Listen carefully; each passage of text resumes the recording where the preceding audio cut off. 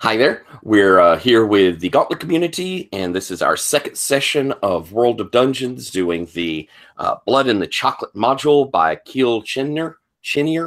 I think I've stumbled over his name twice now, but it's a really nifty little module where we have been hired on to infiltrate Lucia de Castillo's chocolate factory, where she has become a mogul selling these wonderful chocolates to the elites of Europe.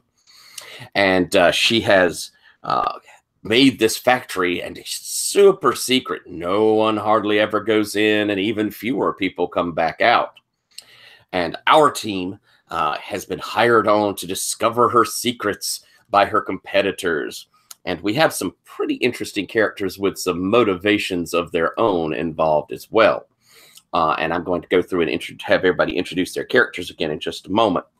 I want to start off by saying, though, that this is a Gauntlet game. We have the Gauntlet inclusivity policy in effect, which really just is saying that, you know, we're making a welcoming space. Everybody should feel comfortable. We're not going to have a place where, you know, we're wanting it to be a fun thing for us all, and we're all working together for that.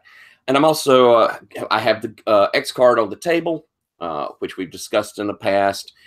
If there is anything that becomes problematic or it's just spoiling your fun, put up your hands in an X formation, put something in the chat, say, hey, Tyler, I'd like to X that. Anything like that, feel free to use it, please. It is here for all of us. It's here for our safety. And I'll just kind of backtrack a little bit, maybe clarify to see where the problem was. But backtrack, no questions asked on line, nothing like that, and we continue on. Of course, as a part of the X card, I do want to say, should something be problematic and we exit and you want to speak about it, we're here as a welcoming community. We're more than happy to have that be explained. But that is, those are our safety tools that are on the table. And I'm going to give a quick review. Currently, we're having one player who is on his way to his computer, should be there shortly. Mike will be back with us. And he was very nice and has been listening to us in the car while we did our little pre-broadcast stuff. And so he'll be hopping on very shortly. But I want to do a little review of what we've seen so far.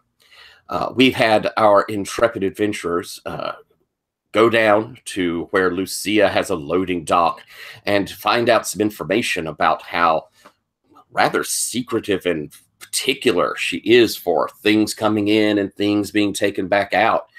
There is a wall around the factory. There are guard towers where we see guards with muskets, so heavily fortified, and the gates themselves are enormous. And our team had gone and spoken with the dockmaster there and found out that ingredients come in, they unload them from the ship. He hires people on to take them inside, and then they just sort of leave them at a loading dock.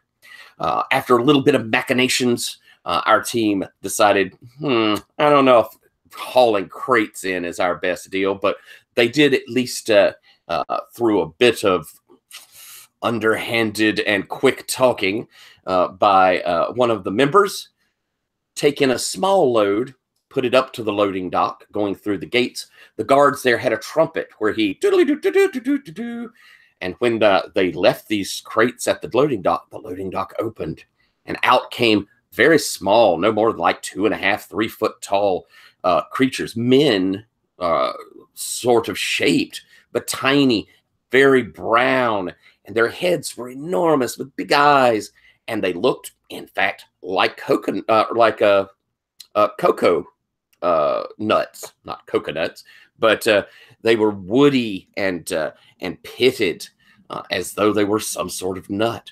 And they took the things back in and closed the doors. Well, our team said, okay, we're just going to go in the front door. And through clever discussion, managed to walk in the front door, seeing some rather disturbing things, even in the entry hall, and being attacked by one of these little nutmen who did a number up on our cleric, really just about bit his foot off.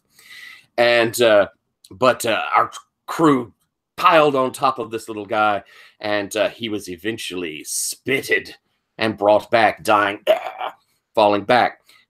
they heard him speak, where he really spoke a language they didn't understand, but had allowed in a first team, thinking that one of them, Isabella, was going to be the new courtesan to Lucia. The other group, coming in as moral inspectors, was the one that was kind of stopped at the door and, in fact, had to kill our little nut man before they gained entrance. Inside of this area, they'd found that there was a book where people had signed in. Not as many had signed back out as signed in, though. They had also found an enormous picture of Lucia painted by the famous painter Rubens, and they had cut it down. But when they did, a mist had come out, hitting one of our characters and causing his skin to grow little candy crystals, sugar crystals on it. Delicious, but painful. They had stolen the painting and proceeded into a meeting room where there were chocolates and lovely wines and 3 more pictures by Rubens, which they had cut out of the frame. Glad to have you with us, Mike. I'm just doing a quick review, and just to remind you, we do have the X card on the table. I've gone over it with you in the past, but please feel free to use it.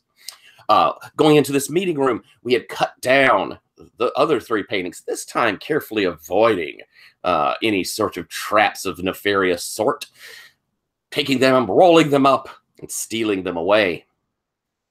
Then, and we also had one of our characters taste some of Lucia's delicious chocolates, and had a rather unusual effect upon her, Isabella, there. And we'll let her describe that when we get to introductions. We had left the conference room, the meeting room, and proceeded down a hallway to a set of double doors, which, when we opened it up, had revealed a candy wonderland. Flowers of pastry, trees dripping with candied fruit, the grass itself, green licorice, and running through the middle of it, coming down from a 30-foot waterfall, a river of chocolate. And on the little chocolate river, we'd seen a boat about 15 feet long, with a gaily painted canopy over the top. And inside were several, about a dozen, of the little nut men who, as our team looked in at them, seemed to ignore them as they were singing. And that is how we ended last time. So I'm going to have everybody introduce their characters, and I'm going to go up from you, Tejas, from my screen. So if you would introduce your character. All right. I am playing a duelist named Calder Vance. He is not nobility, but aspires to it, and in so doing, sort of is a lackey. He lends out his sword for hire, usually to be someone's representative when they have got themselves into trouble. His association with the nobility has affected his health somewhat, but he is still a relatively potent combatant if he can get over his various illnesses. His clothing is starting to seem a little worse for wear, which is why he is eager to make some money off of this job and work with the others who are penetrating into the factory. Excellent. And yes, there is our role for our party. I don't think it's the one we just had, but it's a new one. So excellent. A smooth talker, too, was Khan, correct? No, I'm sorry. Calder, yes. Yeah. He's definitely, someone who's had to deal with the entourage of nobility, tell people where to go, and then also sort of, bluster his way through things, kind of taking command. That's sort of been what he's had to do. So, yeah, excellent. He can talk if he needs to. All right. Well, then, speaking of Khan, Richard, would you like to introduce your character to us, please? Certainly. I'm playing Khan Gilno. Khan is an Irish Jesuit in the Dutch Republic, but because the Dutch are so intensely Protestant, he's undercover as an elder in the local Reformed Church, um, doing work for the Pope though, and he is very interested uh, in researching this chocolate factory with its roots in the Spanish colonies, in which His Holiness is deeply invested. And our owner has insulted the papal mistress. Um, so Khan is very much about the Pope's business on an undercover basis as a do-gooding Protestant reformer. Excellent. And Patrick, would you like to introduce Wester? Yes, I'm playing Wester Sulk. He's a thief. He's here sort of on a side job from a competitor to Lucia's, looking for the secrets to her success. He's currently impersonating a messenger from the Vatican, who the real messenger is probably just fine somewhere in that ditch that I left him in. And Khan thinks that I'm on his side, when really I'm here because Khan is going to make a very useful distraction, if he can live past the first doorway, which he did. It was close. But yes, I haven't quite found anything off my list yet, but I have my eye out for anything expensive or helpful to my mission, or just expensive. Right, because you're working to discover things for the French chocolatiers, aren't you? Yes. Excellent. And Mike, would you like to introduce us to Isabel? Yeah, so I'm playing Isabel Alamia. She is a middling competitive archer under the Ranger class within the game, who in a competition that was sponsored by Lucia was brutally mocked and has a little bit of a plot for revenge here, as well as she has been recruited by a group of Spanish architects to get a map of the factory. Excellent. All right then. Well, we have our crew. Double doors have up. Oh, I do want to real quickly remind everyone we should has everyone had a chance to level up to where they're supposed to be. Everybody should be level 3 now, which at this point means that you should have picked up another, of course, another hit die, and you would have gotten 2 skills. No, we don't get a hit die this level. I mean, I'm saying altogether, you should have a second hit die. You should have gotten 2 extra skills from your original, and your abilities would be up 1 more from the 2 it started. All right, cool. Then as these doors are open and you're looking in at this lush and delicious landscape, the smell that hits you is of candies and pastries. The little nut men have been singing, and as their song has kind of come to an end, you see them moving around, some of them tending the gardens, one over near the hives, and as you see him at the beehives, bees are kind of flying around his head, but they don't seem to be affecting him any as they land on his head. And they don't seem to be paying much attention to you. I mean, it's not like they don't see you. They'll kind of look in your direction. They don't seem to be overly bothered by your presence. And so let's, Khan, you kind of have been a bit of a leader in a lot of ways here. What do you do?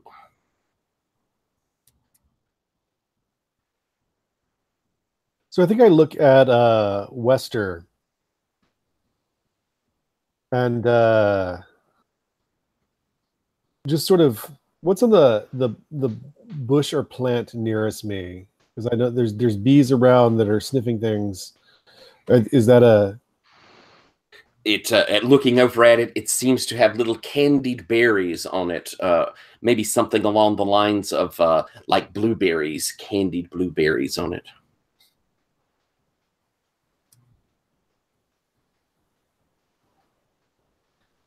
No, these creatures aren't terribly helpful, but if we can get them to go away without being violent, I whisper to my party. That would be how many do we see? Looking around, you see about a dozen. Okay. I could try and change their tune, holding up the little trumpet. We could just give them a moment to finish what they're doing and make themselves scarce. What are they doing? They're driving a boat and gathering honey or whatever it is. Looking over, you see some of them have picked, and they have little baskets. They picked some of the fruits. The guy over there at the hive has his little bucket. A few of them have been pruning. And as you watch, you see one of them who's filled up his basket. There are two bridges across the little river. He trundles across and exit out a door opposite you. You see there are two doors directly across from you. As well as if you look down, you see there's another door facing the same direction you are. And you knew that your hallway had a dead end. That would probably go to somewhere deeper in the factory you haven't been. Yes. Also, we get paid money for mundane secret ingredients. Maybe we can just sort of casually browse at these bushes. And where are those bees coming from? There's a beehive that he's over there getting honey from. Wester is absent-mindedly munching on a couple of the blueberries off of this bush and hands you up one. Like these? Would you be so kind as to roll me a con check, please, sir? Whatever for?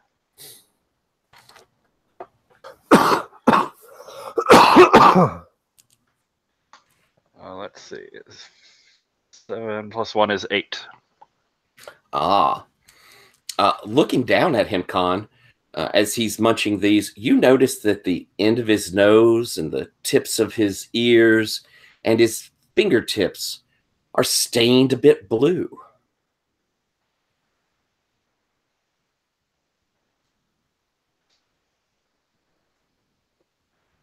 Wester, you could. I hand him my spare handkerchief. I take the thank you. Did I get a little like here? As he wipes, it doesn't seem to be coming off of his fingers or where he rubs his nose. Wester. God.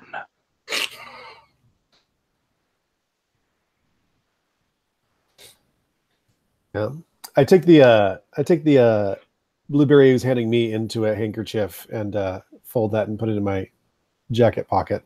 All right. Tejas, what is Calder doing as the two of them are looking at the blueberry bush? I think that he's a little unnerved by this place. He's kind of used to, the machinations of society, and nothing here seems to work like things should. These creepy little guys who just sort of come up and jabber and don't sort of, hold with the way we behave. So I'm trying to see where they went. I find them a little untoward, just off-putting. And I want to find out what their deal is. Like, are they, where did these little creatures come from? What are they doing? Because so far, all that one's done is come out as kind of a helper and then gnawed off our friend's foot. And as taking a few moments, you see several more have filled up baskets. The little guy at the beehive has filled his bucket. And again, walking across that bridge and going out those opposite doors, though one of them with their little basket comes down and goes out the door just on this side of the glen, and opens up the door. And as he does, you can hear the door. When the door opens, you can hear the distance, kind of that their voices, but much more excited, almost in this ecstatic rabble. Okay. But nothing here. I mean, like, it's all candied stuff. It's not the actual chocolate yet, correct? Other than the river. Yeah. I think I've got a little, like, brandy flask that I use when my cough gets too much. I think I'm going to simply, dump it out next to one of these little fruit trees. I mean, little flambe always tasted good with dessert, and then dip it into the chocolate river. And I'm doing it more to see if these little creatures react to me doing it. All and right. then if they, well, then we'll go from there. You walk across the lawn, underneath you the kind of squeaky of this licorice grass, and get over to the river, and it is steamy hot. The room is hot, but as you come up to the river, you can tell that this is the reason it is so hot, and there is steam rising from it. As you dip your flask in there fairly carefully, you get some of the chocolate in it, and it's not scalding, but it is extremely hot. It would be very uncomfortable to be in. Mm. Is it chocolate like the old chocolate drink, like almost like coffee, or is it chocolate like chocolate candy? This is very much like the dark chocolate, a raw chocolate. It hasn't had milk added to it. It is very dark. You could taste it to see if it's. I'll take a little, well, I mean, I was going to say I'd poke my finger in, but I'll probably burn my fingertip off. So yeah, I'll take the flask and just kind of pour a little bit onto a finger and then kind of rub it on my gums, because, that's what you do with stuff. It makes your mouth just almost draw back. It is so bitter. This is very much just, 100% cocoa. Okay. But these guys don't seem to be doing anything? In fact, as you're leaning down there, one of them passes fairly close by you with this little basket and looks over. Keeps on walking across the bridge. Okay, I'm going to look at the others and say, why don't we simply follow them? They're doing something with this stuff. We want to find recipes. Perhaps they're taking it to where the things are made. Maybe, but they don't seem much like recipe readers to me. Isabella, what have you been doing while this has been going on? You're muted, dear. So I have been with my dagger carving Lucia was wrong into the door, and I'm kind of like watching what all is going on as I'm doing that. I think like I will add the little bit of color that she has been doing that slyly in many of these places. She's obsessed with this idea. But I think like she's kind of like watching everyone like tiptoeing around and like giving little nibbles of different things. And I think she notices, or I notice these things just kind of scurrying around and ignoring people. And I think I am going to try and just talk to one, to walk up and just say, hey, do you understand me? Do you understand us? It looks up at something that I'm getting a little echo. Oh well. It looks up at you and it says in very broken Spanish. Were you speaking Spanish or Dutch, by the way? I was speaking Spanish, yeah. You need help? Go on boat. Hungry? See village. You pretty lady. See village.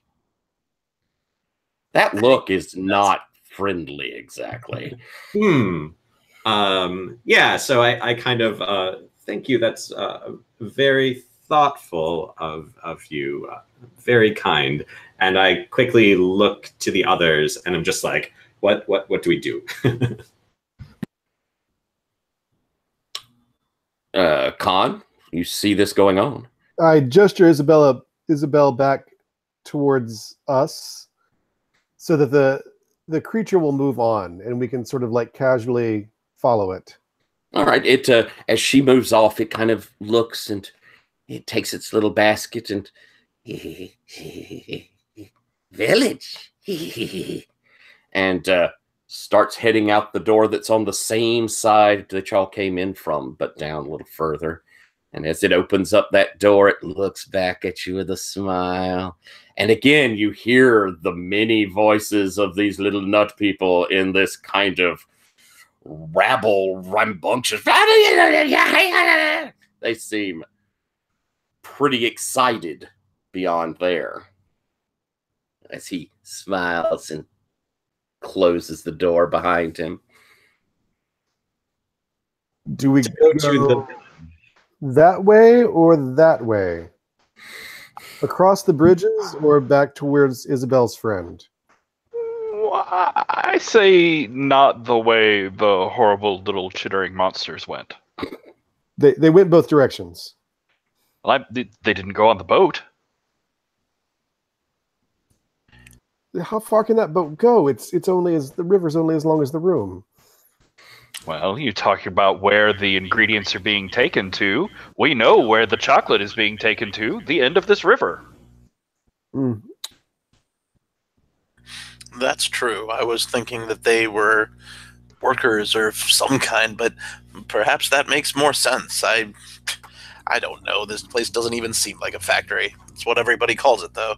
Maybe And Calder, right. as you had been down at the river and can kind of look down its length, the way the river flows from the waterfall and on, there is an opening at the end of that, a tunnel. It is very dark inside of there, but it seems as though the river disappears into it, and the boat could certainly fit through. Yeah, so I say, once it's unmoored, if nothing else, it's got to go to another room. This chocolate's got to go somewhere to be used. So I agree.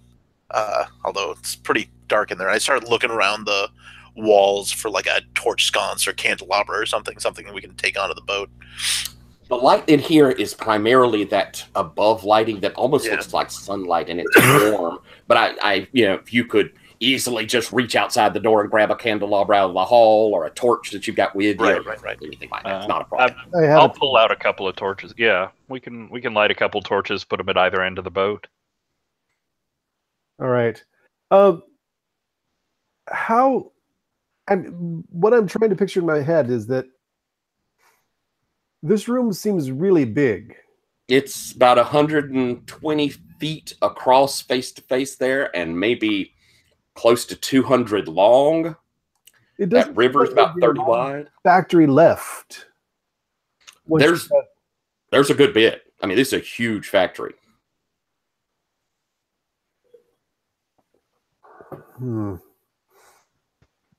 All right. I'm willing to go the boat route. Sounds, Isabella, if you've heard the suggestion, you going along with that?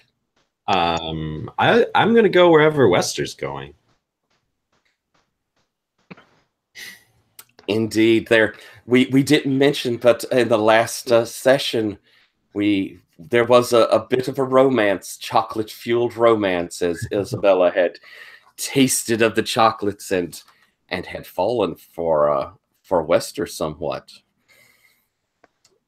So sounds like we're heading over to the boat, and as you get to it, it is fairly narrow, and you can see there's one human-sized, in fact, really large chair at the back of it, and then there are little benches next to kind of a crank to turn the paddle wheel.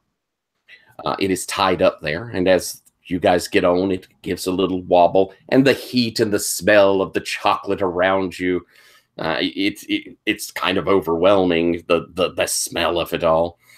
And you cast off the river. Yes. I was going to say after we get the torches sort of secured on either end of the boat, Wester's just like absent-mindedly rubbing at his fingers with that handkerchief, just still trying to get that blue off. And it does not seem to be wanting to come off. And any of you looking over, his ears and his entire nose has gone pretty blue. As the boat begins moving into the stream, anybody turning the cranks? Or are y'all just letting the stream take you?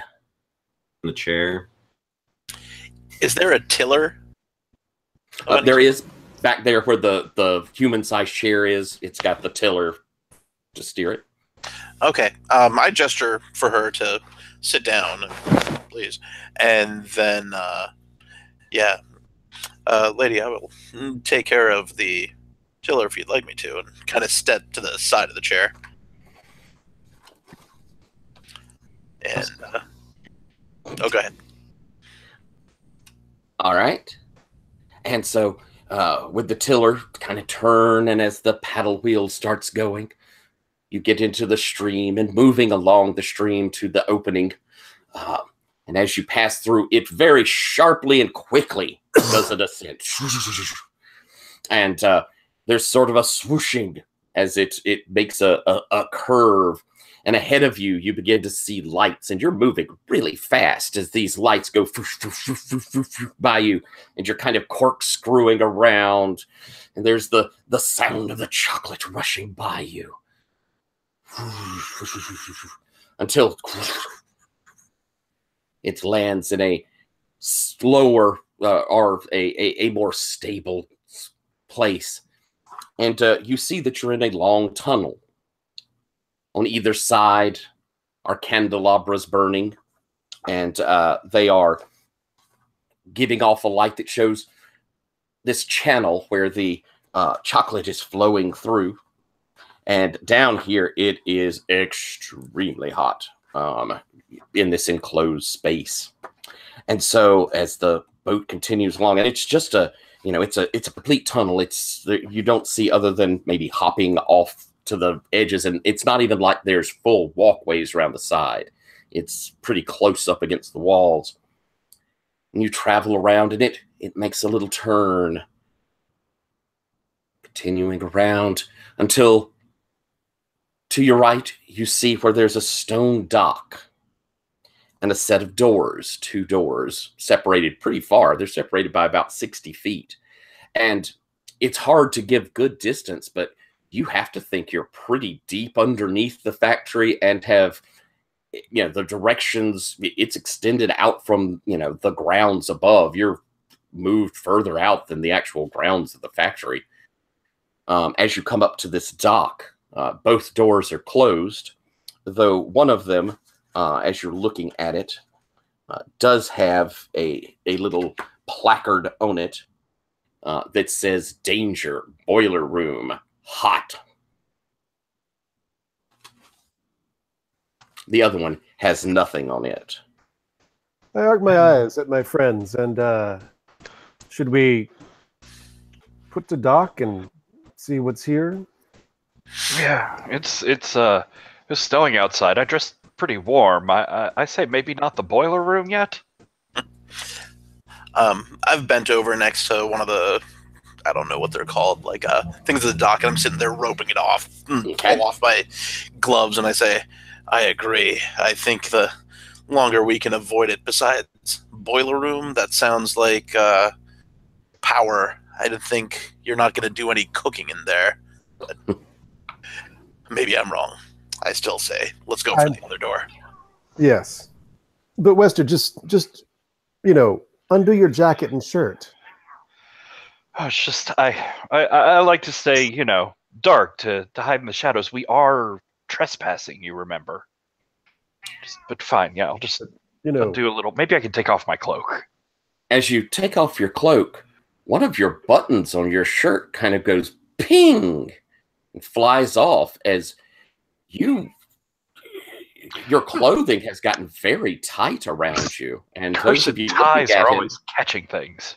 That blue is spread down his nose and down his neck and up his hands. Wester, You Con. were feeling poorly. Well, yes, with the crunchy bits, but I feel much better now. Wester, you don't look so good. I mean, you're as handsome as ever, Wester, you are. But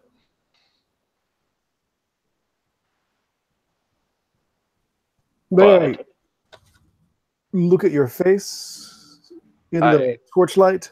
Sure, just what's the matter with why can't I get my fingers clean? How far is the blue spread across his face and hands? It's gone kind of all the way up the bridge of his nose and across his cheeks and his upper lip. And then from his ears, you can see it sort of spreading down his neck. And looking at him, he looks like strangely swollen. Is that including his hands, like are puffy, like an allergic reaction, sort of? Yes. Oh.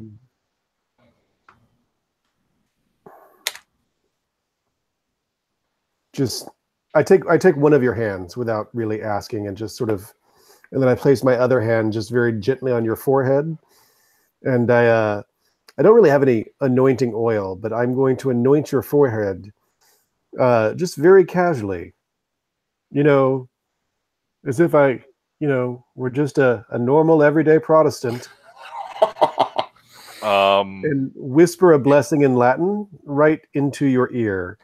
And try to remove this cursed sickness from you. Amen? All right. Sounds like you're doing your healing there on him, and I think we've kind of established normally that's off of your wisdom. Yep.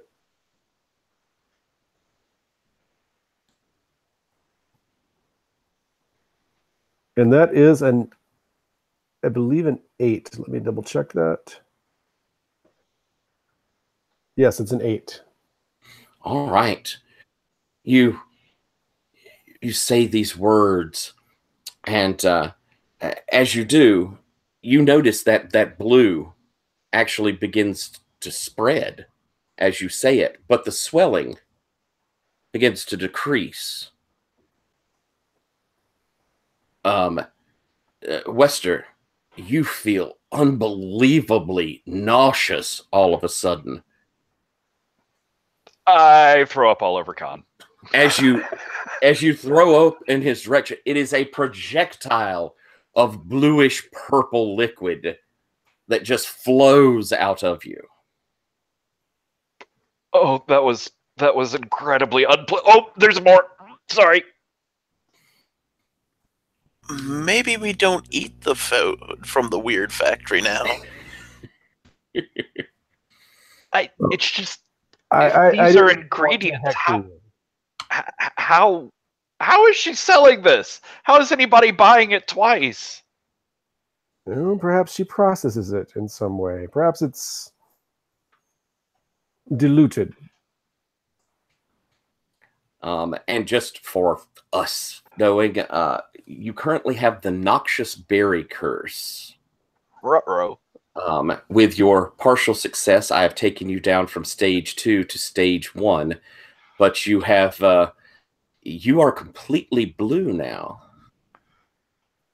Well, it'll help me blend into shadows better, like messengers from the Vatican often have to. While this is going on, Isabel, what are you doing? Vatican. What are you talking about? We're good Protestants here, right? That's right. Yes, vicar, father, priest man. Pastor. That's the one. Knew I'd get there.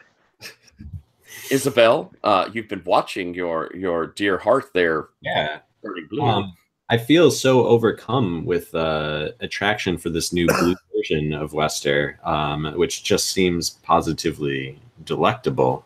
That the only way for me to block these intense feelings is to look the other way. So I start, I think, wandering over to the door as I imagine him with even less clothing on. And I think I'm probably trying to, I don't know, listen or peek through that door to get a sense of what might be on the other side. All right.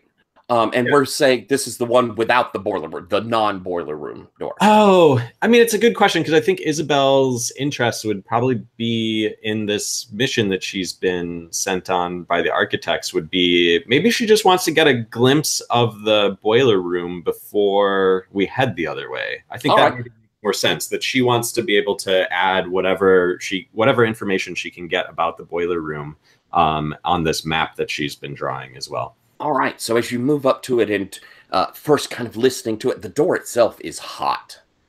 And inside you can hear and the sound of furnaces inside. And I think you're trying to sneak a peek. So why don't we have you try and roll there a little quietly. Probably something like Dex, but you can tell me what you think.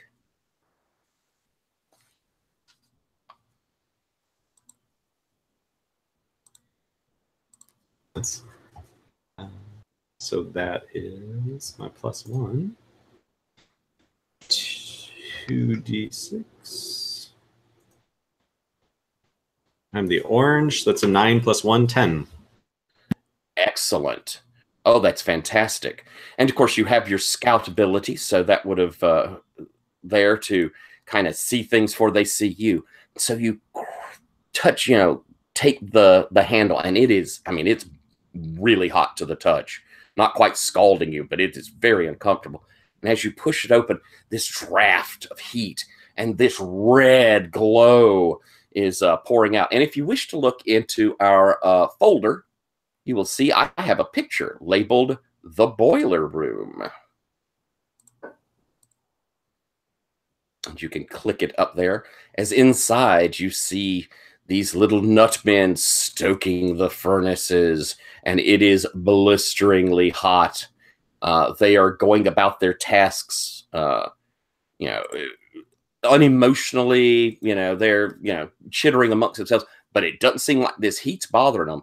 But the blast of heat, you can't imagine like being in there for any length of time. I mean, even just it coming through the door, it's already brought a sweat to your face. A picture in my head, and I close the door and turn back to them and say, "Yep, it's pretty hot in there." Meanwhile, Calder, what are you doing as blue vomit is spreading across the dock? I, delicately step away, keep my shoes from getting in it, and the door. I'll get and I just start walking away. And yeah, I don't know that he's necessarily got dungeoneering savvy, so he just takes the door, opens it up. All right. I love that. You reach for the door and just turn the handle. And as it opens, from inside you hear the sound of a woman weeping. It's that blubbery sort of very like the clipped, very gargly sort of cry. Ugly crying. I mean, this is not pleasant crying going on. But looking inside, you can see that there are, just as you open up the door looking in, you can see there are cauldrons altogether, 8 of them, with fires beneath them, bubbling in the center of the room, while there are tables on either side of it, containing various chemical apparatus. And you can see that there are burners and things bubbling in them and things distilling and dripping. The smell in here is like this cacophony of different things. First smell you catch is, oh, that's delicious. And then it's like a smell of bad chicken shit. And then almost a smell of death with another smell before you get honeysuckles and strawberries. But this cacophony of smells. The room is lit. And that blubbering cry kind of attracts your attention as you look over and you see a woman in some horrible contraption. It's a press. It stands 10 feet tall. The enormous, like a vice, the enormous sides of it have a woman clamped in it. Okay, and she is say, "Oh my goodness!" That's all they see before I rush into the room. Gotcha. Swung open. She is completely naked, completely blue, and swollen enormously. And you could see where she's crying, and blue tears have made a puddle beneath her. The first thing I do is I, run up to her and say, Miss, what is going on? What has happened? What is going on here? And like only after I say that do I kind of put together, wait, blue and big and Wester and a juicing press, and I kind of start taking into like, wait, what is this vice doing to her? Where are these liquids that she's leaching going off to? And so as you rush over to her, and this is starting to run through your mind, she looks up, and you could see the tears on her blue skin, and you could see coming from her nose and the edge of her mouth more of this liquid. And you look down, there's a grate there where blue has made stains going through the grate. As she looks up and goes, "Oh God, has she sent you? Is it time for my pressing?" And I'm going to cut over to Khan and Wester as you two see Calder go running in. Wester, what do you do? I'm going to follow. I'm going to shake the vomit off my outer cloak, and sort of cast the cloak backwards over my shoulders because it's getting excessively warm. Roll up my sleeves and follow Calder. All right. And if you come in, you see this room as I've described. And one thing you kind of pick up as you come in, because obviously big blue woman kind of grabs your attention pretty quickly. But you also see across on the opposite wall, there are manacles hung up. And beneath it are congealed pools of various colored liquids, black, blue, bright pink, and one you easily recognize as blood. You following behind, Wester? No, I just threw up. That was obviously unpleasant, this whole healing thing. I don't really get this whole obsession with gods and their I don't know, whatever. But this, I'm now blue all over, and I was sitting here trying to think of like, well, this could be helpful in sneaking in places.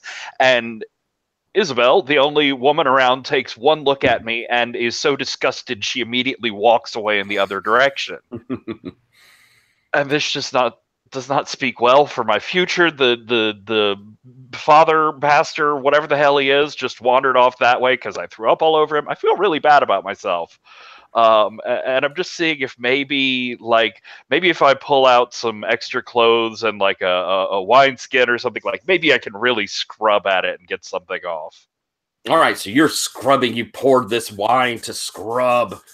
And that chocolate river is pretty hot. That would probably get that on the rug and really rub that in there. All right, you dip your hand, and it is scalding hot as it's scrubbing on yourself. And you scrub so hard you even break the skin as blue begins to ooze out of where you've basically scrubbed your skin away. Oh, well, that's not normal. Isabel, what do? You look over to see Wester there. He's, frantically scrubbing at himself. You're muted. I just kind of calmly walk over to him and probably just set my hand on his back and kind of lean into his ear and just say, there. You actually look better this way. Oh, he's turned his head away from you. That can't be true. I saw how you reacted. No, it is. It's just that you're far too attractive for me to be at even this proximity to you. At this point. What? Really? You're not not being mean or horrible or something? And she is whispering in his ear, and so she just kind of goes, just a little like a kiss on his ear. Oh. Wester feels a little bit better about things. Okay, we can. If you could just hold this while I wrap it up and sort of tie it off there. And yeah, so she's helping you kind of like wrap it and kind of just like rubbing your back slowly and sensually as she's helping with the other hand. I don't know how this is going, but yeah. Wonderful. All right, then. Well, back in the room, Khan, you have come in and found Calder there in front of this woman. What are you doing, Khan? And where were the liquids of varying colors? We have those cauldrons bubbling, and then we have across the room from you manacles, and underneath the manacles are these puddles of various colors. Well,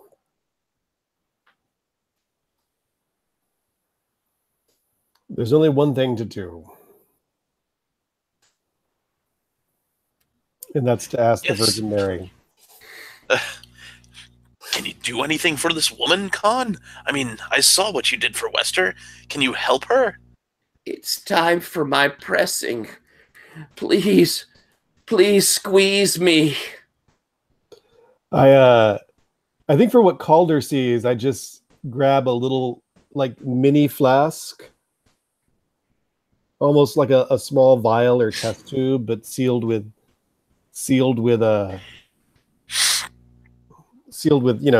cased in leather and kind of sealed with a heavy stopper. And when I uncork it, it smells of wine, and I douse it, or I consume it in a quick shot. And I'd like to commune. All right. With the Blessed Virgin and find out what the hell anyone expects me to do about this. All right. Excellent. Would you like me to roll with wisdom? Yeah, I think so. That is a 9. All right. You kind of feel that peace as you're praying, and that touch of the divine. And as you're looking, you can feel that it is within, that the healing powers are within your hands. That perhaps if your faith is strong enough, you could take this curse from her. But first, she must suffer. She must have what is within her expelled. I'm like, Calder, you'll need to do as the lady says. What? Is that actually helpful? Well, that, I mean, like, who are you, lady? What is going on? My name is Hilda. I was a bad girl. Lucia's told me I was a bad girl. I tried to break in. I tried to find her secrets. And what did you find? We can help you if you can simply tell us. What did you find? What should we be careful of? And I'll put like a hand on the handle, since just to kind of encourage her to. I don't know if I'm actually going to do this, but she goes, I found very little. I found where she had a creamery and where she ground her chocolate.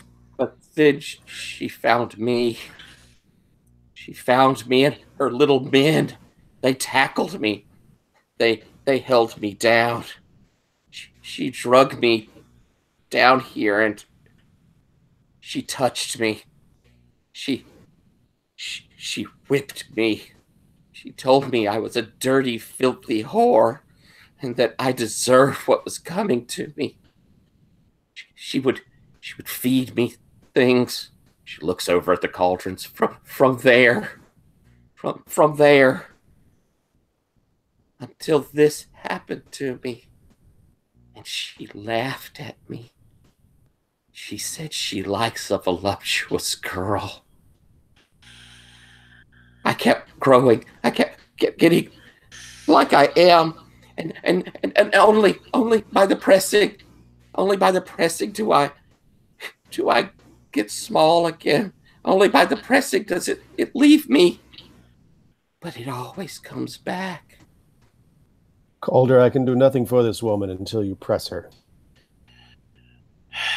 I look at you, and like my eyes drop down to where my dagger is, and I say, I can relieve her suffering. No, Calder. Press Then her. But I cannot heal her until she is pressed of what's inside her first. I grab the wheel then, and I look around, and I don't know, is there anything I can stand behind? I just have this. You could get behind where the presses come in. Yeah, and so I don't know. Does she look like she's in pain when she looks like she's dreading this? Yeah, I mean, yeah, she looks like she's. All right, I'm gonna go up as he's about to turn the wheel and take her hand. She looks at you, and there's this look. Thank you. It won't take long. I hope this will be the last time for you. And then I take the handle of the press, and I kind of mutter a little "forgive me," and then as you turn and begin pushing this thing over, the clamp squeezed in on her. From her eyes, from her nose, her mouth, from the pores of her skin, blue liquid flows out. There's a sound almost like an overripe tomato sort of squishing as it pushes in on her, and just gallons of this blue viscous liquid begin flowing down from her. She screams, "Ah!" She grabs hold of your hand, Father, as squishing down. It takes a good 5 minutes of pressing. So I'm going to cut over to Wester and Isabel. Inside the room, you begin to hear a woman crying in pain. Your two friends have disappeared in there. What the fuck are they doing? I think it takes Wester a minute to sort of like, oh, screaming. Yes, we should go look and find out and see if their corpses are in any shape to find valuables on. Stay here forever, but I suppose that we should. You push the door open all the way, and as you walk in, you see your two friends with this large blue lady as she's being squeezed of her blue juices. Wester, it may strike you a little scary, considering what you just seen from your own arm scrubbing there. Whoa.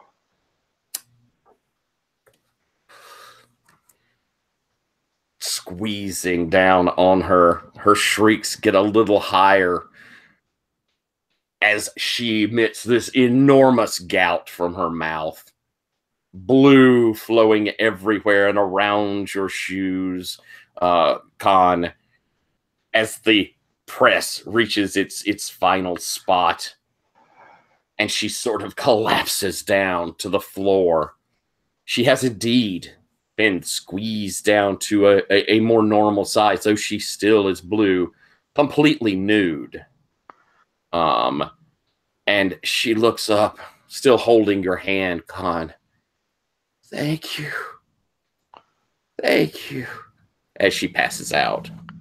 Does she look like somebody who is big who's been squeezed, or does it look like she went from a blueberry to turning back into a person? There are kind of extra folds to her skin, but even as you're watching her, they're tightening back up. Khan. What the fuck, Khan? You can completely heal her. lay hands on her. I mean, no one Pray should for go a through miracle. this. And as I say, no one should go through this, my eyes sort of inadvertently drift up to Wester, and then I avert my eyes. What the hell, guys?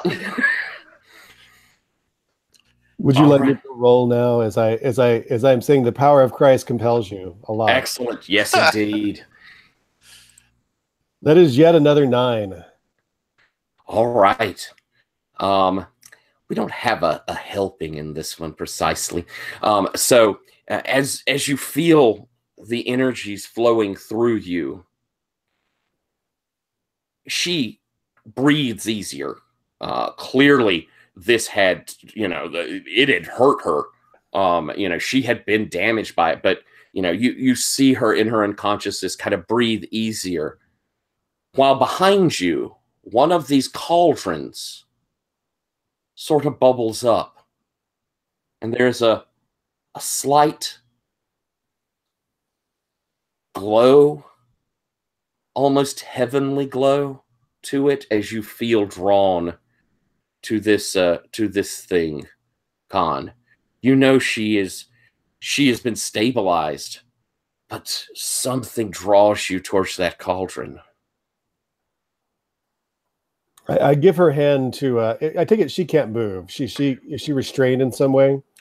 She's chained in here, but she's also unconscious laying there. Okay, so I give her over to Calder, and I go to look at that cauldron. As you grow close, there's a smell of licorice. It has a very herby smell to it. And I'm following after him. Khan, what was that? Is that going to happen to? Can you fix this? Not with talking. What all you've done is talk, all the gibbering language and God talk, and oh, help me, Sky Daddy. Wester! Hey, What? Come here a second. Can you do something about these? And I point to the manacles. But it's obviously more to get his mind off of that than to, because we really need her free because she's unconscious. Just fine. Answers, Khan. I'll head back the other way and pull out some tools and work at the manacles. As you look down into this cauldron bubbling there, you feel that sort of that communing, that touch of the divine that you have been calling to. Of all the horrible things in this place, this may be the one restorative, positive thing that's being brewed here.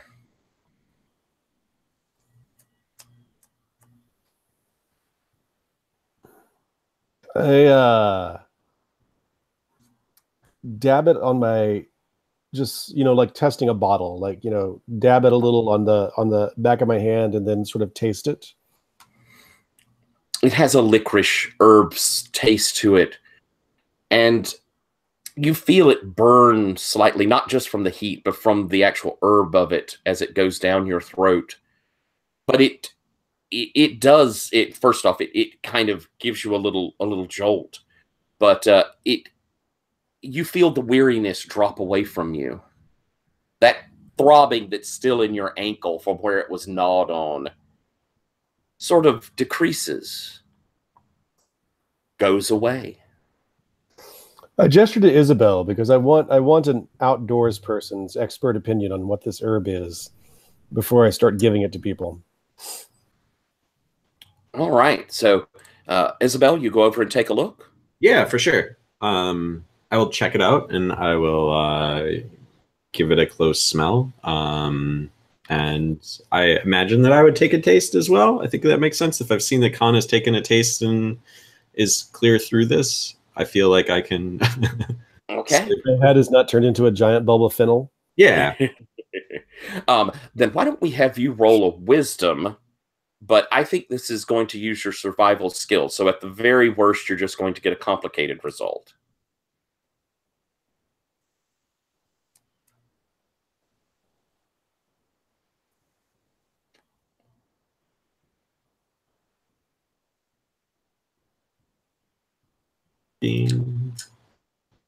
Unless I keep rolling a 9. But that does... Oh, okay. Hang on. Sorry.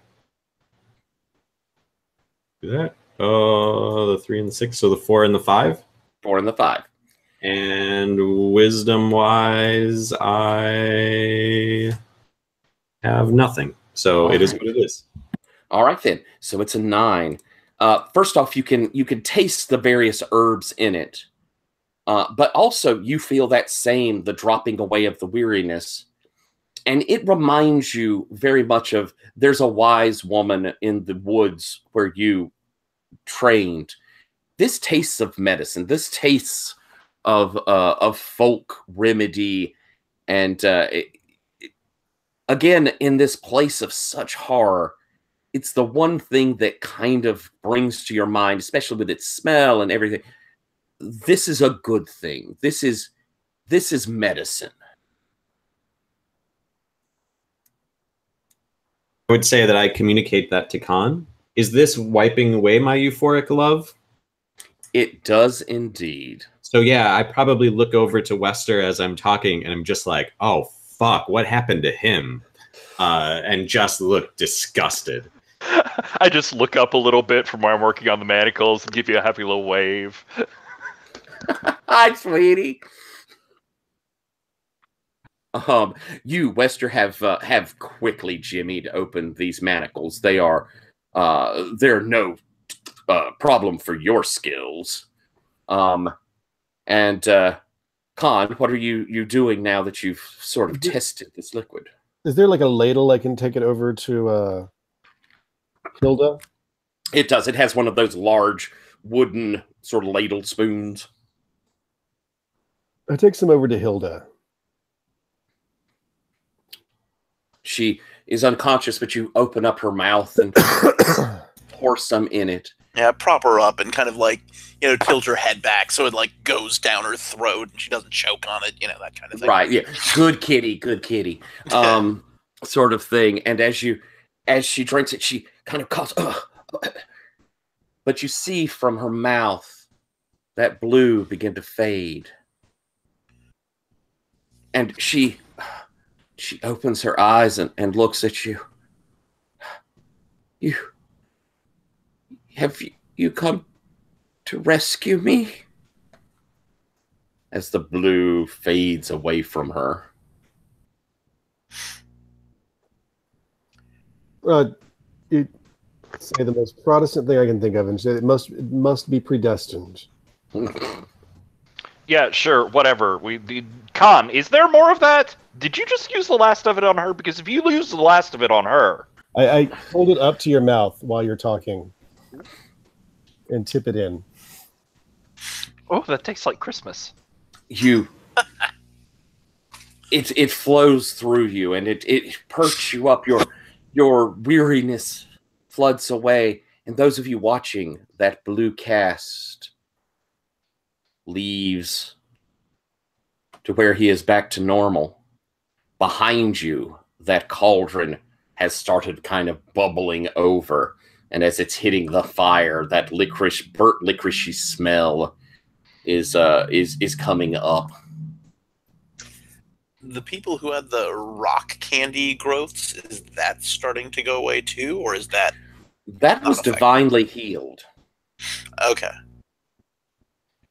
I look at the woman and say, we're here to make sure that Lucia gets what is coming to her, and if taking you out of this castle is part of that, then absolutely, we are here to get you out. You should not face her. She is terrifying. She will kill you. Just let me leave. Let us all leave. We can get out. Say, certainly, tell us where you've been. And as I'm doing that, I kind of gesture over to Isabella, like, hey, there's some rooms we haven't been to. Where was this? I'm sorry, now I'm starting to black it. She said she'd seen a creamery and where they had been grinding up the chocolate, and kind of with your map there, her describing it, it was almost certainly the other side of the where the river of chocolate was, those doors over there. Those two rooms are on that side. She talks about the little men, so many of them, as they stirred in. She says the milk so sour, but the chocolate so sweet. And the grinding of the chocolate beans. And those little men, they would, I saw one fall into the grinder. No one cared. Their little friends didn't help him. And Lucia laughed. She laughed and said, more flavor for the chocolate. Isabel's eyes kind of narrow as she thinks she has the one good idea she's ever had.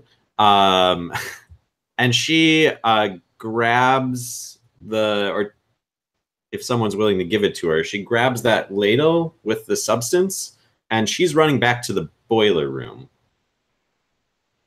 All right.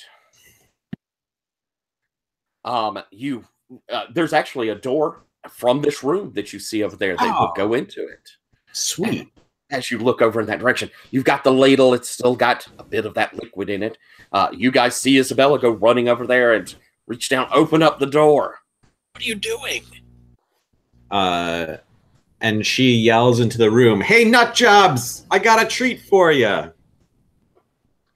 We hear as three of them come rushing out towards you. That heat, and beyond it, you guys are seeing the red flashes of the furnaces going, and you hear these the scrabbling of them, and they seem much more angry than the normal ones y'all have encountered.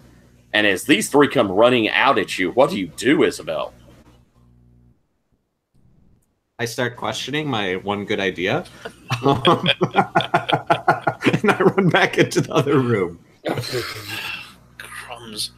When I see her do that, I kind of like push off and like go to the door to, join her, which probably means that I pass her actually, like as she's backpedaling. And I see these little things coming. Mm-hmm. I look around and sort of set myself, and I don't know. I don't want to sit here and fight them, so I'm just gonna try and slam the door in my face and say, "Did you just want to make them angry? What were you doing?" As you shoulder block into this door, it's very cold or very hot, but you slam it, catching one of them trying to come out and squishing him against the door jamb. His little head cracking open and disgorging black and brown viscous substance, but two more have made it out, and you could hear scrabble, scrabble, scrabble, scrabble as they're trying to scrabble against this door, pressing against it. The two that have come running out are both chasing Isabel and heading towards the rest of you. What are you doing, Wester? I see my new girlfriend. We have something really special going. We'll have to work over the new old color of my skin, but I think we can make it work. But she's being chased. It's awful. I reach in my pack and I pull out that trumpet and I play the one calling tune for them that I know, which is either go to the loading dock or come here. And I'm not sure which one it is, but we're about to find out. All right. I think I'm going to have you roll a charisma there to see how well you do this. Okay. Let's see. You and you. Oh, that's a 7. All right. As you you're not exactly sure if this was the perfect rendition you'd heard before. But the two of them stop, sort of look at you. And behind the door, the scrabbling stops as they can hear it as well. And the two kind of look at you. And then they start walking over towards one of the cauldrons and pick up the ladle, one of them, and dips it in. And look back at you, and you see kind of a worried look on its face as it brings the ladle over to the other one. And it leans in, and it looks over at you. I'm like holding the trumpet up to my mouth like I might blow it again if they don't do the right thing. And he leans in and drinks it. Which cauldron did they pull from? Wasn't the one that had the glow, just one of the others. And he sort of goes... And he starts moving around him. And he is just jumping, just moving, circling around the cauldron as the other one brings the thing up to his mouth. See, it's a call that makes them happy. They're This one, friends this one, now. no, this one. As he drinks some, and they're running around. I mean, they're like a flash as they're zipping around the room. You start to see where they're running. They're leaving like brown streak on the floor. They're running so fast, in fact, they begin to shred away their feet. Oh, Then their legs. okay. As they fall to the ground. And in one great convulsion, both of them expire. That's not what I thought that call did. The smell of espresso and coffee fills the room.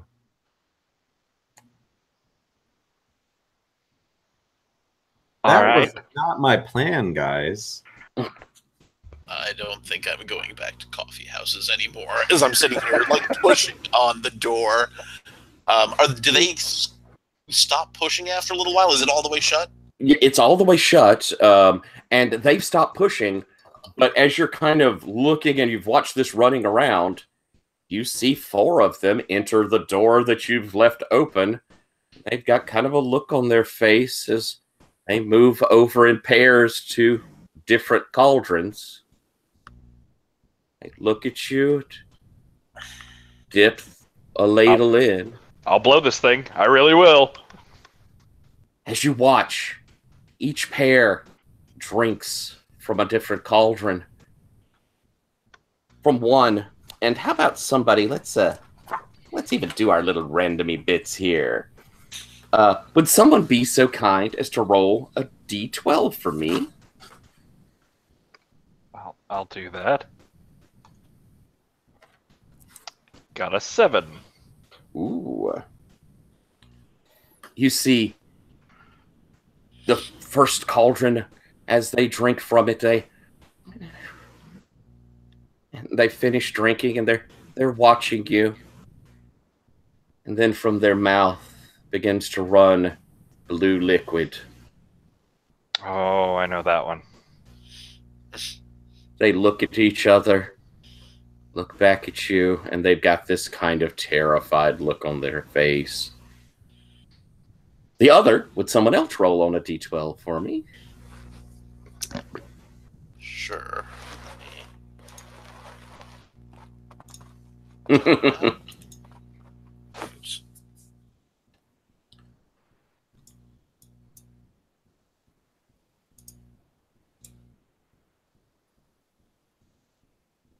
I got a 5. Ooh. As the first one hands the ladle over, and he takes a drink.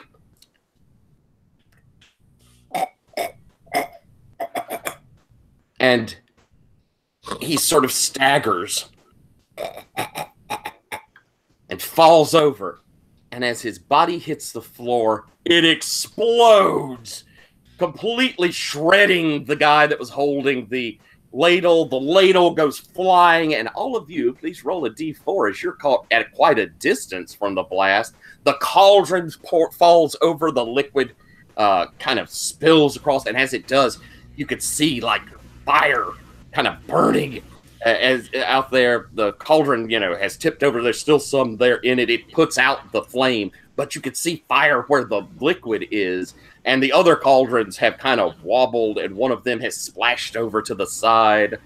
And each of you take 4 hit points worth of damage there. And the two that were kind of doing the blue, they're caught as well and slammed up against the wall. And as they are, they just sort of burst and blue liquid flows out from them.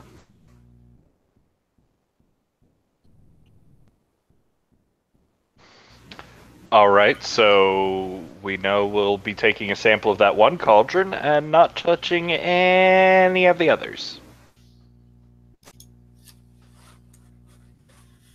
And so It established that we don't eat or drink any of this stuff. Let's get out of here. I don't want to drink it. I just, want to be paid for giving it to someone else. And as you kind of had seen this and this explosion's gone off, you had kind of, been really preoccupied with a blue lady and all of this going on. You now see that in the corner there is another door, and from behind it you hear two voices. Hello? Are you here to help us? Are you here to help us? Of two children. A boy and a girl with deep German accents. Hans, I think they're here to help us. No, Gretel, it may be her again.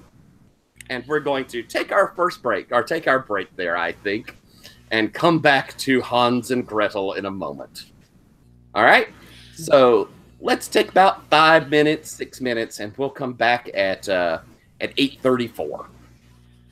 Okay. Or 9:34, sorry. See y'all in a few.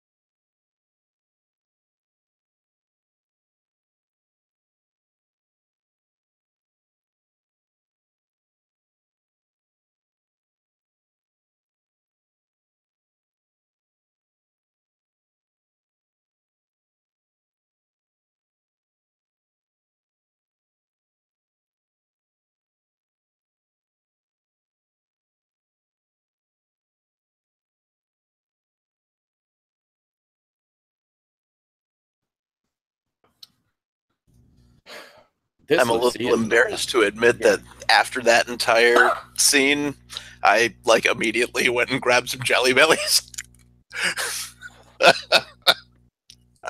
Pantry. So I was like, that's horrifying. Let me go eat some sweet candy. Oh, that Lucia's not a nice lady. No. All right, we'll wait for give Richard a second more to get back, and we'll deal with Hans and Gretel.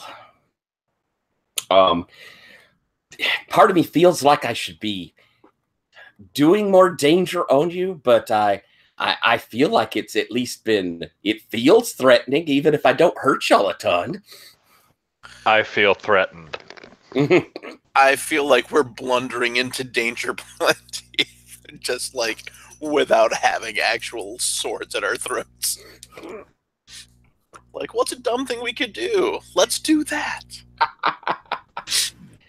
We had a conversation about another game that talked about adventurers being willing to taste anything. It's like, oh, look, that strange statue here in a dungeon. Let me take a drink. They were candy blueberries. They looked really good.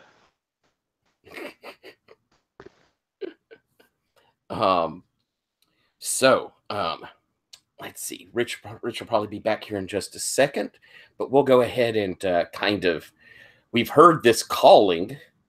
Wester, what are you doing, sir? Ah, there's Rich. Well, I'm curious, as we kind of pick ourselves up, I know that Wester's kind of getting ready and we're all getting ready, but are all of the cauldrons destroyed by that explosion? No, it's knocked over the one that caused that, the guy to explode. You can see where there's fire and sparks coming off of it. It knocked another one over that is pretty much spilled has spilled everything on the floor. And it's this kind of blackish liquid and you smell that strong chocolate smell. Probably, since you've been kind of told, especially you, Wester, of things you're supposed to look for, this is almost certainly pure chocolate liquor. This is one of those things that's on the list. Okay. You have the one that was the kind of beneficial cauldron, and then we have the other 5 that are still boiling away, though the 2 nearest have kind of catty-cornered over, but there's still stuff in them. I was going to say, like, after that whole thing, that curative, I'm curious to see if it'll cure this, because I don't feel good with little shards of candy explosion in me. I'm going to take a sip and see if it still has its virtue. Taking a sip of it, it again kind of takes away your weariness, but your wounds do not close. This seems more of a curative than an actual healing. Okay. That's not stopping me from getting a vial full of it. Don't blame you. Definitely going to get some of that chocolate liqueur, too. Or liquor, all right. or whatever the hell it is. Bricks. Liquor. Yeah, liquor. Is it different than what's in the river? Like, does it seem like the river's been altered, or does it seem like this is made out of the stuff from the river? What you kind of and they have the book actually does a whole thing on how chocolate's made, but this is the pure pressed cocoa. Okay. What is in that river is probably where they've started putting water into it, and the waterfall is actually when you make chocolate, you have to do this process of really working it. Mm-hmm. And that does the working, and then it flows around, which is an extremely unhygienic way to make chocolate, I have to think. But it's doing that process of making the chocolate kind of come alive. This is the way they sort of describe it. But it stirs it and kind of breaks it down into what we know as chocolate. This liquor, were you to taste it, it is like bitter as shit. It is straight chocolate liquor is not pleasant to drink. But that yeah, this would be the very purest of what the beginnings of chocolate are. How does it compare to the brackish brown stuff that leaked out of the guys when they exploded?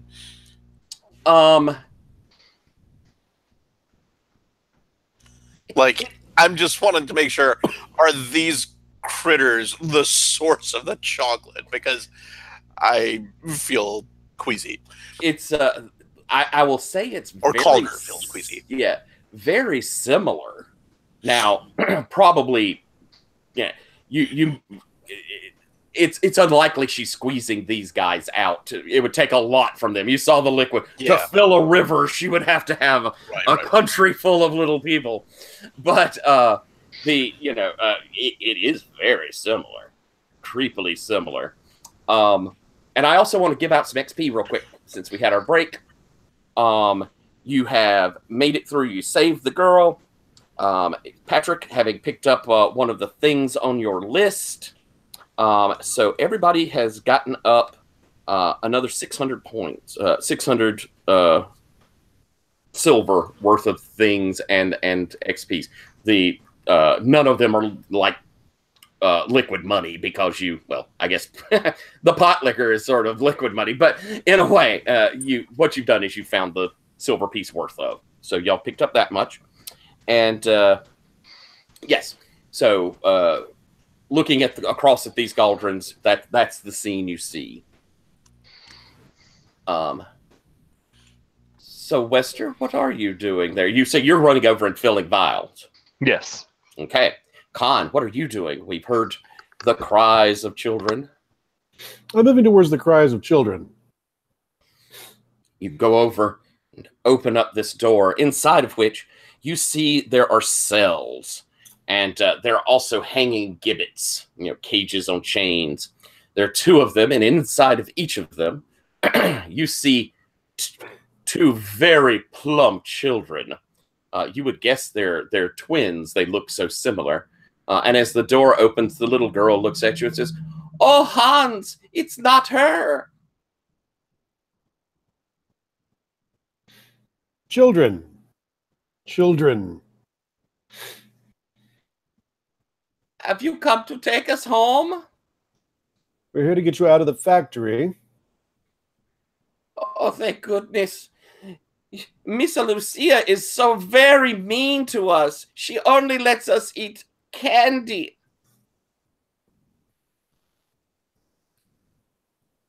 I see. And where are you from, children? We're from Amsterdam. Our father is a traveling tinker. We walked away because we heard that the factory had all sorts of chocolates and sweets. We didn't know how awful sweets are. I never want another sweet, Gretel. Let's not be rash, children.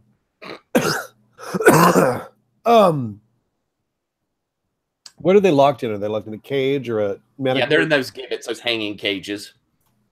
Can we reach them? Yeah. A gesture to either Isabel or Wester. Isabel is. Did you follow along as he moved up to the door? Okay. As long as somebody's getting the curative, I'm cool with moving on. All right. Isabel, how do we get them out of there? I'm asking Isabel how we get them out of there. Yeah. Yeah, this would be a good opportunity for a thief. Unfortunately. Unfortunately? We don't have a thief? So, because they're like locked in, right? They are. I lean back out as Isabel's looking at it and gesture for Wester. Wester, you see that? Yes, Pastor? I gesture into the little room where the cages are. Yeah, got it. Oh, God, they are children. Yes. Isabel, why don't you watch Wester's back while he frees the children? Okay. All right. And Wester, do you wish to pop the locks on these? Oh, yes, I'll just come over here and look at what a complicated contraption. I don't know how I'll ever... Oh, look, the key was hanging right over here on the wall and the door just came open. What a convenient happenstance. And again, these locks are no problem for your skills as you click, click, pop them open. These children are, they're swollen for having eaten nothing but candy, and they've been stuffed up in here. So as you kind of help them out, they can barely walk. They are very, they're so weak. Hold the gibbet still so Khan can help them out and touch the child things. The Khan, you reach in and help them down? Yes.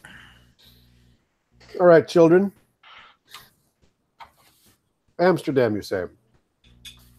Yes, sir.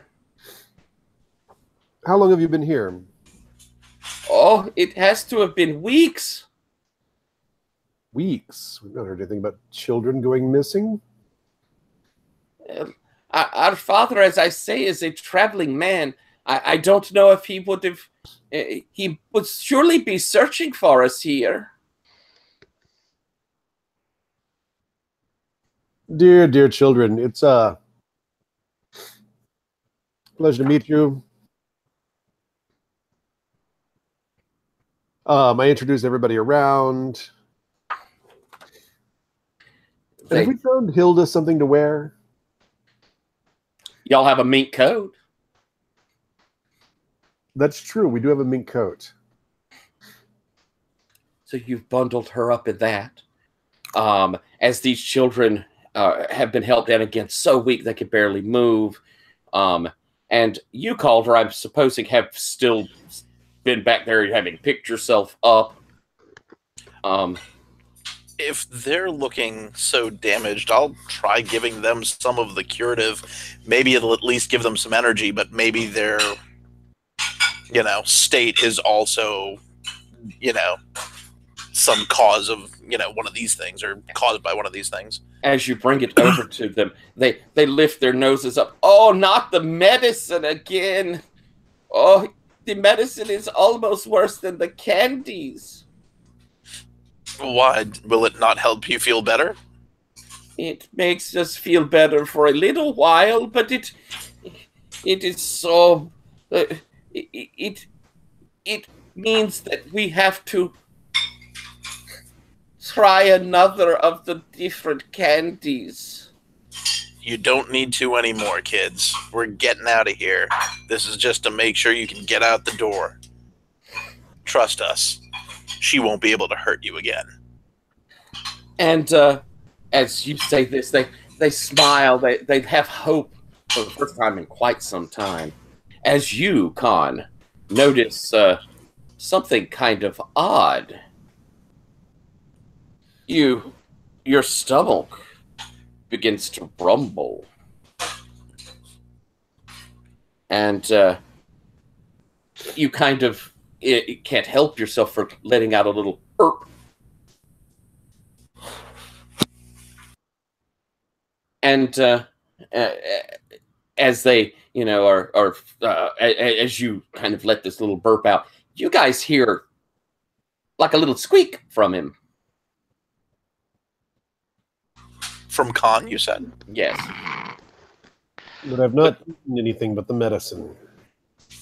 Yep. Look, are we going to spend all afternoon taking care of children, or are we going to get through this factory? I thought there was destruction and discovery at hand, people. Come on, get with it. As you say this, you notice Khan is starting to swell. Khan, what did you eat? I ate nothing. As he says that, his voice is high and squeaky. I ate nothing except the medicine. I'm sorry, this is very serious, I'm sure. Khan, you begin to rise up off the floor. as Hans and Gretel go, "Oh no, you've got the nasty gases." Oh, good God. Maybe if you say a prayer, out loud, so we can all hear it and experience this. I look at Hans and Greta and like, what is that from? Does the medicine cause this? And I, kind of drop my hand to my stomach as I'm asking that. No, not the medicine. Hans has had the nasty gases for quite some time. The medicine makes it better, but Hans has been sick with the nasty gases for several weeks. And Hans goes, "Oops." Where do you get sick with the nasty gases? It came from the candy. The candy, it was so light and fluffy. What candy? I didn't have any candy. Hans looks down at his hand, and you see them covered in chocolate. "Oh dear, I think I give you the nasty gases." Oh, good God.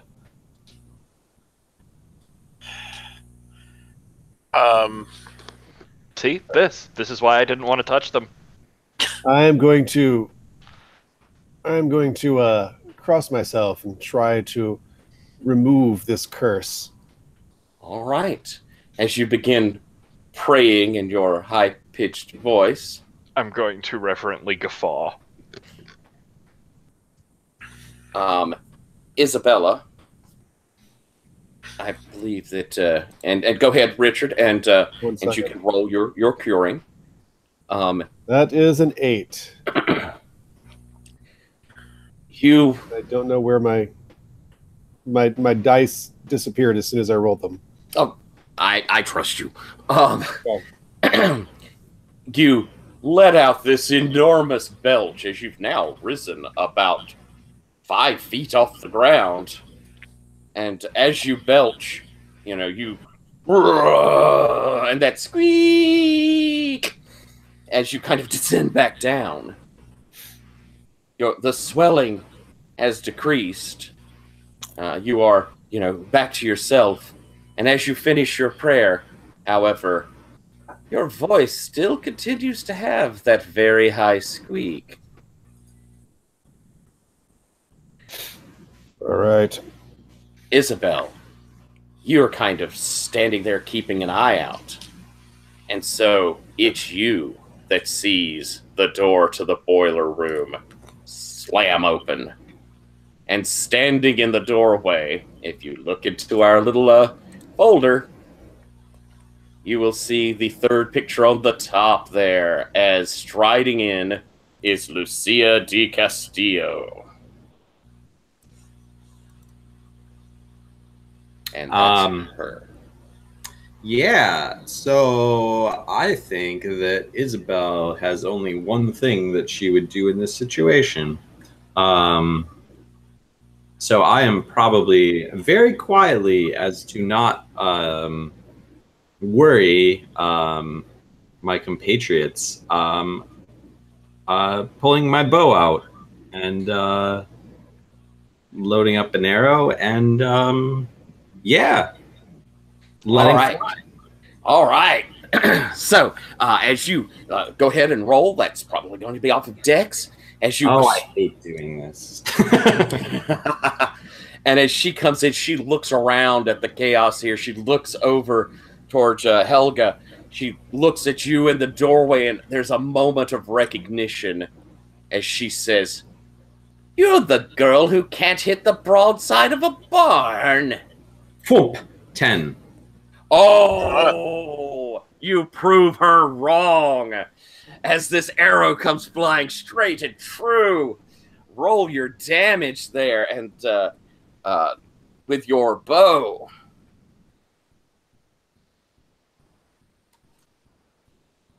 Is that correct? Or what's my damage roll?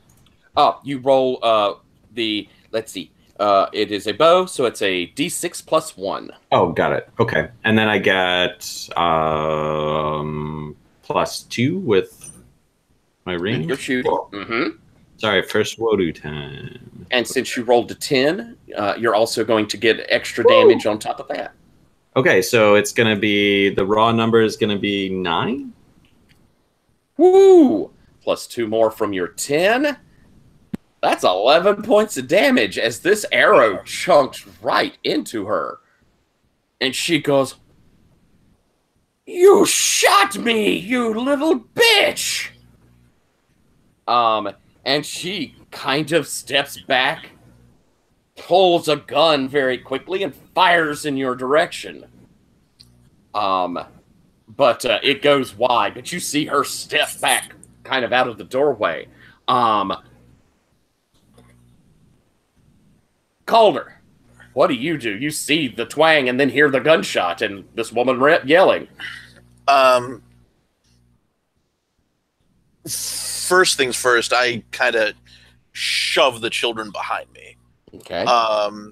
And then I kind of spin around, and as soon as I see her, I see that the shot's gone off. I'm gonna kind of charge forward and take a swing, but I don't want to swing at her. I want to, hit the gun out of her hand. And I don't actually care about disarming her. I want to damage it. I want to make sure she can't reload it, fire it again. Gotcha.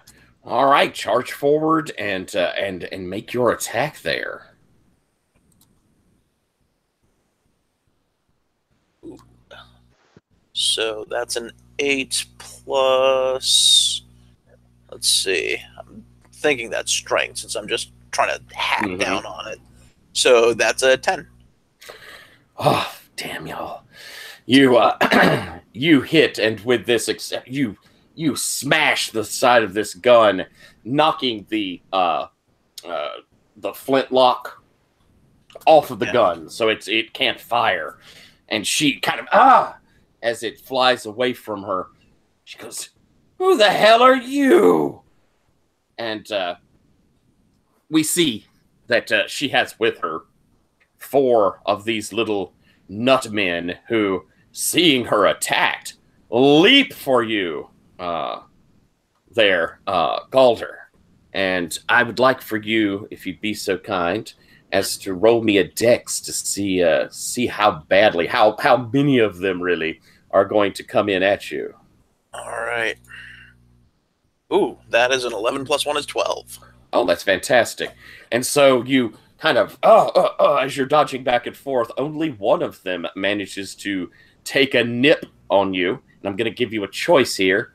He can either disarm you from your sword, or you can take the damage.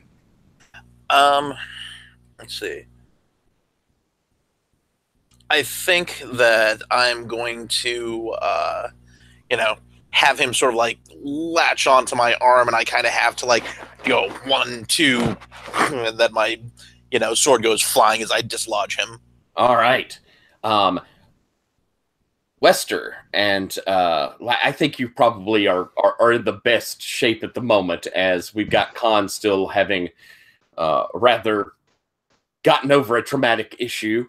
So what are you doing, Wester? As you see, he's rushed off looking in the room. You can see him in the doorway fighting little guys. You don't see her anymore. Is there any of that exploding juice left? There is some, yeah. Well, I have an empty wineskin from earlier, and I'd like to try and fill it up carefully with some of the exploding juice and see if I can't toss it towards that crowd over there. All right. Well, poor Calder. Well, specifically, I'm trying to, if I can get a shot, toss it past people and into one of those furnaces. So that'll just be more problematic, probably. Wow. Okay, so you're taking the moment to fill up your wineskin with this liquor, with this liquid. So then we will see. Khan, what are you doing, sir? I am pouring holy water over my dagger, so they will be blessed. Excellent. Preparing these daggers. Inside of the room now, Isabel, she's kind of moved out of sight there, but you can see inside of the room, Calder, that there's a set of stairs that wind up inside of this boiler room, and it is hot now that you're in here. And you're already just pouring sweat. These little men are right there in front of you. And as Lucia has now, got the thought of, oh crap, this is not going to be great. You see her go, oh no, Lucia, vámonos! And she turns around and runs up those stairs. And she's surprisingly light on her feet for a big girl. Okay. You know what? I actually have the ability reflexes, which lets me go first, not be surprised. I don't know if that applies in this case. I'll let you take an action as she's moving away. Okay. You said she had a sword at her hip, right? Yep. And you see that you've knocked one pistol off. She has another one stuck down behind her, too. Okay. Basically, I'm going to try to leap out of this group and lunge for her and just draw her sword from its scabbard, since I don't have mine. All right. That sounds like kind of a Dixie thing. That seems like you're having to do something pretty acrobatic. Okay. Would that be athletics, maybe? I think so, yeah. I'll let you do athletics. Okay. Ooh, 7 + 1 is 8. All right. You grab the sword, pull it from her sheath, and she looks back at you, and she kind of kicks in your direction, connecting with her boot right into your chin, causing you to stumble back and down the stairs. As she continues up, and you can hear the clunk, clunk, clunk, clunk, clunk, clunk of her running really quickly. But you have her sword there in your hand. The little men are kind of circling, looking at you. I was going to say, I look at them and, as fearlessly as I can, I brandish the sword at them and I say, you recognize this, you know what it is. Get back to your work. We have things to do here.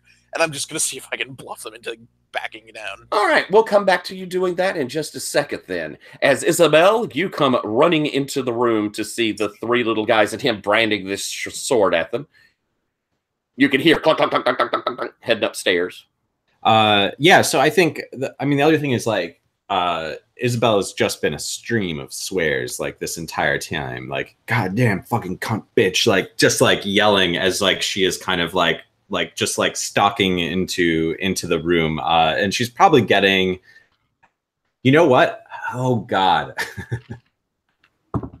I don't want to do this, but I feel like she's, like, sheathing the bow and, like, pulling out her knife. Like, she just wants to stick this bitch through.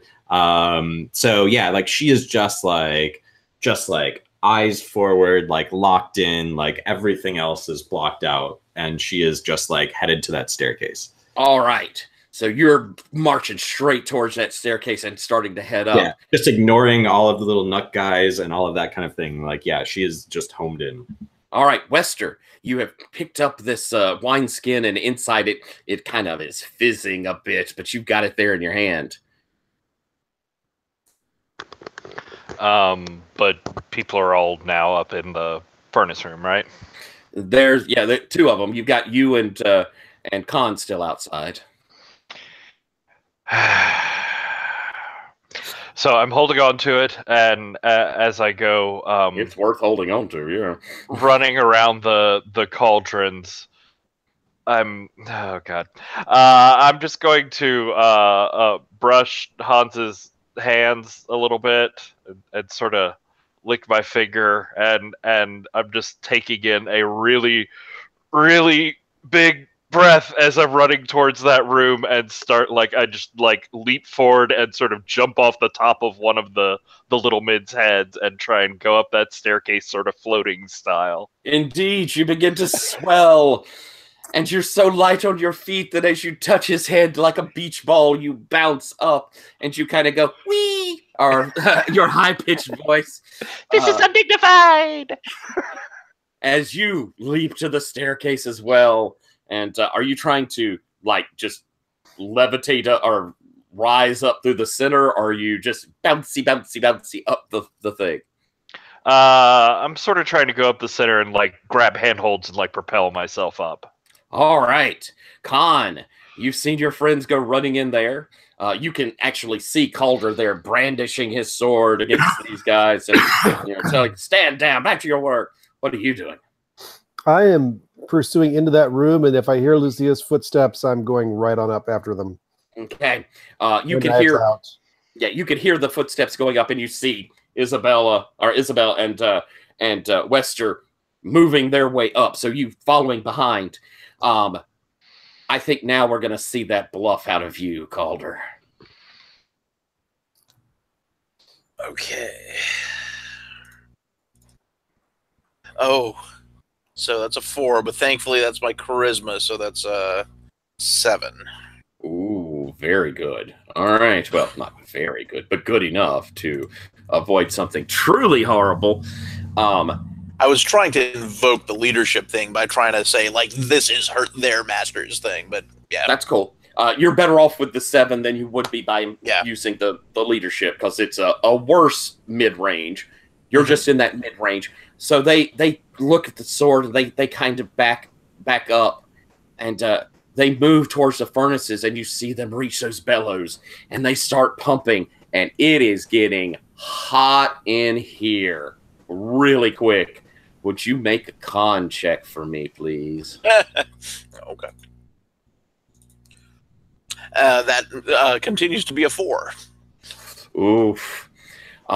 First off, your con drops by 1 bonus, so to a -1 if it's 0. Okie dokie. As you're just sweating, and you're just overcome with this enormous heat of this, and also you kind of stumble back and touch one of these big boiler furnaces, and there's the sizzle of your skin. Roll me a d6 for damage there. Ouch. Okay, that is 3. I'm still up. All right. Do you begin moving up the stairs to follow your friends and get away from this heat? I do, but I look at her sword and I can't leave my father's sword. I have to go grab it. All right. You rush over, grab his sword, and again, sweat pouring from you as you begin to climb. Behind you, those furnaces are glowing redder and redder. And just so we can, in case it makes us go up a little, you have picked up another 300 XP. Probably not getting us to a level yet. But those of you climbing up, you can hear those footsteps above you. Clank, clank, clank, clank, clank, clank, and she is booking it. And you hear a door open and slam shut. As you continue up, you reach a landing. The stairway continues up. Then off to the side, there is a door. The stairway leading up, you can see that where this one going down, very utilitarian wrought iron, the one going up is enameled and beautiful, and you can see along the interior wall as it goes up, there are paintings. They are sketches of, like, the factory from outside.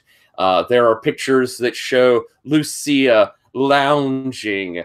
They're like models or artist sketches for their models.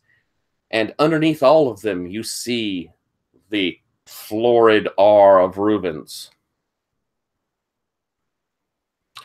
You're the first one up. Yeah, I think I'm going to give it to our floating guy in the middle. I think there's something really interesting about bouncing as you get to the top there. And you reach the landing. What do you do, Wester?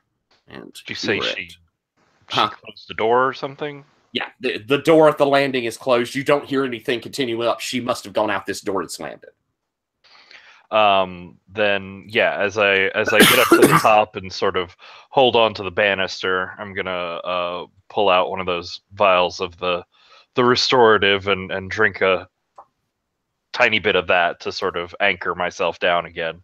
And then I'm gonna run over to that door and check it real quick for any sort of lock or trap she might have set on the way through. It's definitely locked, but why don't you roll me an intelligence to see if it's trapped? All right.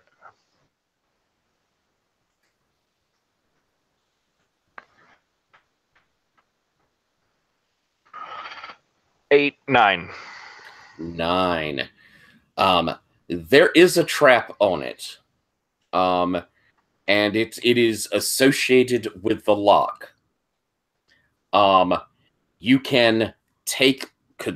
It's going to take you several minutes to get this thing done safely. Yeah, we don't have time for several minutes. I've still got that wine flask in hand, and I'm just going to very steadily pour just a little bit of it onto the door handle, and then back up about 10 feet and throw my dagger at it. As Isabel, you get up towards where the landing is. You see a dagger fly about 4 feet away from you and hit that door handle, and it goes kaboom! And the door flies open, and in the mix of that, there is a spray of these like little darts that come flying out. Why don't you make a dex check for me to see if you avoid being hit by a dart? Oh no.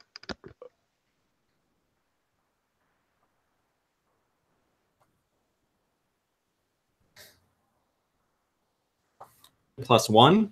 Mm-hmm. Oh, how'd you do? I'm sorry. 11 +1. Oh, fantastic. Darn y'all, I keep trying to Yeah, disease. it's one of these bad nights of great rolls. You pull yourself back to the side, and you see these darts hit the other side of the wall there, and they stick actually into the stone. They were so forceful, these little iron darts. And you could see where there's a sizzle as whatever liquid was on them sort of burns into the stone. The door is open, and coming up behind, we have Khan, as we see the door open there. Man, that was a really nice dagger.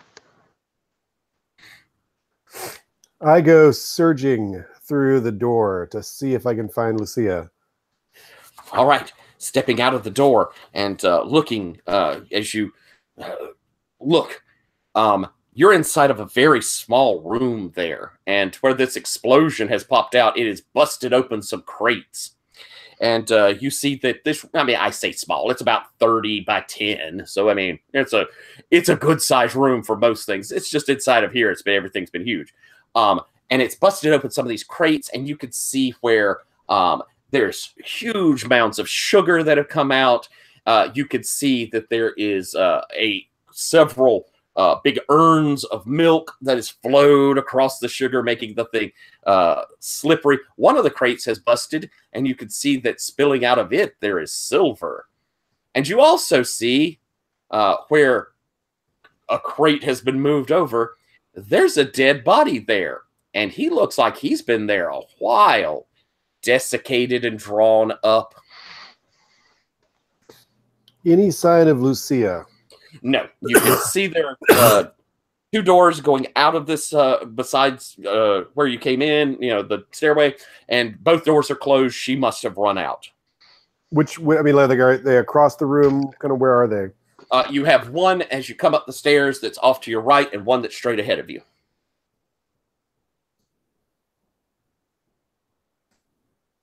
I'll look to the right. The 2 of you look straight ahead. All right. At this point, well, and Calder, you have reached the top there and see the door open. You can see that silver spilling out and that dead body.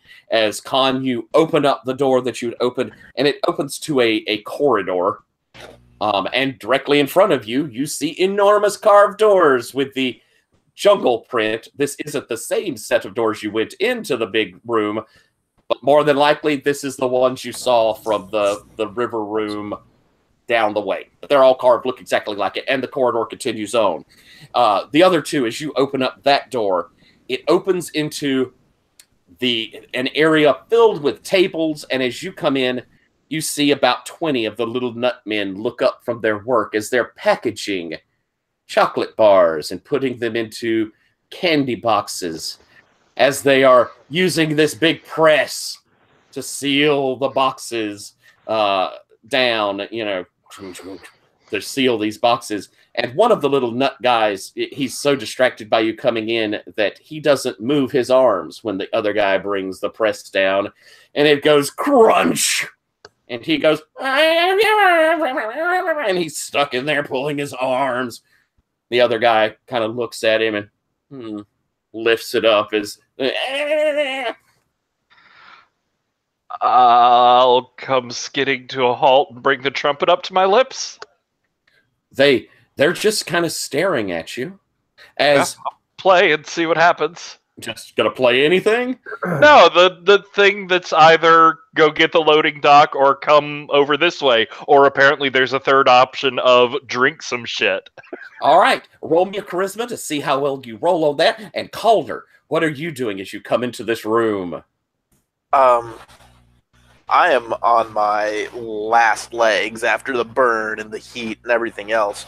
So, seeing as she's not in sight and there's closed doors and everybody's trying to deal with that, I'm going to take the opportunity to sort of like slump over against, a wall and pull out my flask. And unfortunately, I'm not thinking too terribly clearly. I just know that I need a rest and a drink. So I take it and I upend it, not really thinking about the fact that it's no longer my brandy. It is actually my chocolate.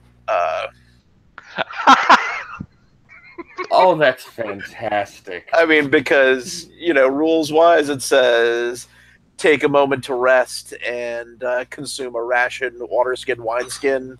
He wants to do that and is just not thinking straight. I think I'm going to roll a die of fate, which I should have been doing more of, but this is definitely a die of fate moment.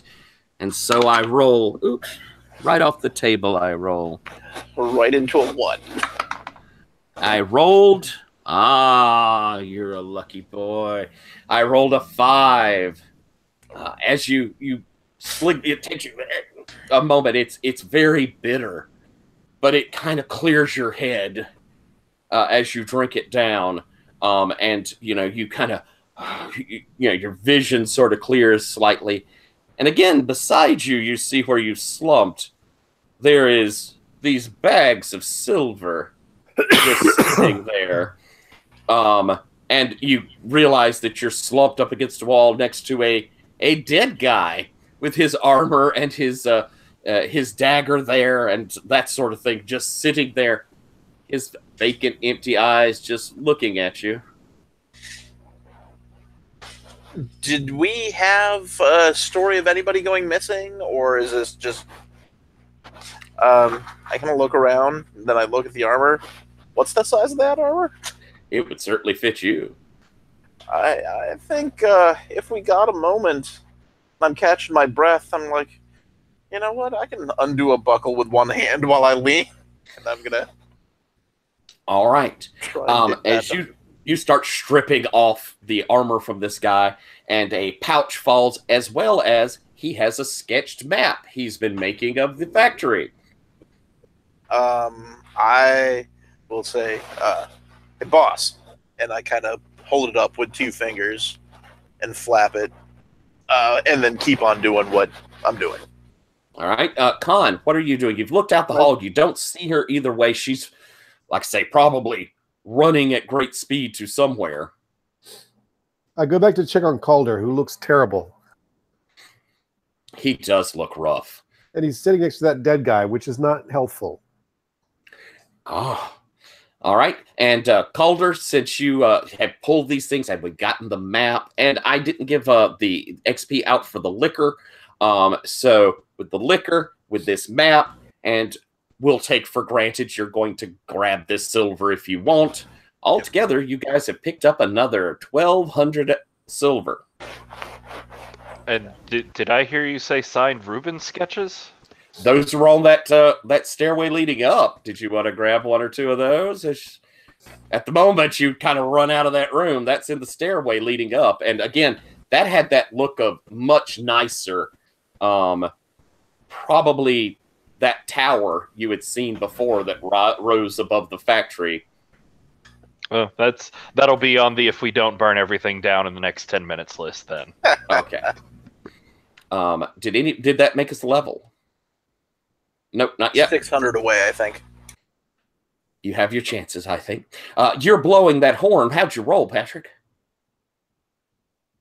I got a 9. 9. As you blow the horn, the little nutmen sort of look surprised, and they all stand up and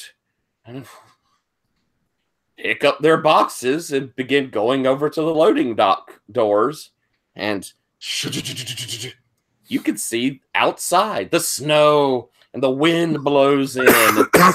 I managed to say loading dock this time. As they set down their boxes. But outside, within a moment of hearing that, of the doors going up, you hear a trumpet from outside doing dur dur dur dur dur dur. Probably the guards. That's I will move back the other way. All right, Isabel, what are you doing? I'm pretty focused on Lucia here, so I think I'm trying to track anything, drips of blood, dropped items, whatever I can find. I'm in full tracker mode. All right, so as you've looked in this room and something tells you she didn't go this way. I mean, you're a tracker. The little nutmen seemed all surprised. Wasn't there? Must have go over to where Khan's standing. He's looking down the hallway, looking ready to do something. Actually, he had turned around to go to Calder, who was really hurt. And as you look out that door, you do see a trail of blood heading down the corridor, off in the distance. And you could tell she really must have been running from the way the splatter is. The distances these drops are. I just say I'm going this way. She's this way. If you can come with me, you can stay here. You can grab another fucking Rubens sketch, whatever you want to do. But I'm going this way. Can I get you to hold 1 second? I just want to call down to Hilda to bring the children upstairs. Gone. Oh, so she's turned the corner. So she stalked off on her own. But do you wish Khan to do that? Yeah, I'm just going to call, and then I'm going to go looking for Isabel. All right. Do you take a moment, though, to tend to Calder? He seems like he's getting better. If he's taking that 1 moment rest, then all right. That's more certain than me using cure. All right, then. So you yell down, and from below, Hilda says, did you find a way out? Yes, but come upstairs first and just hide in this warehouse area. Yes. And so you could hear them scrambling and starting to come up the stairs as you step out to chase Isabella. You, Wester, what are you doing, sir? Yeah, I was already running out of that room, so I followed right after Isabel. All right, heading down the hallway. Calder, you feel more clear-headed, and that will have given you back your con, but you're still down all them hit points. It takes an hour to do a full-on healing rest. In that case, I will. I didn't realize that. Okay. Yeah. In that case, I will. All right, so let's roll it up and see how it does.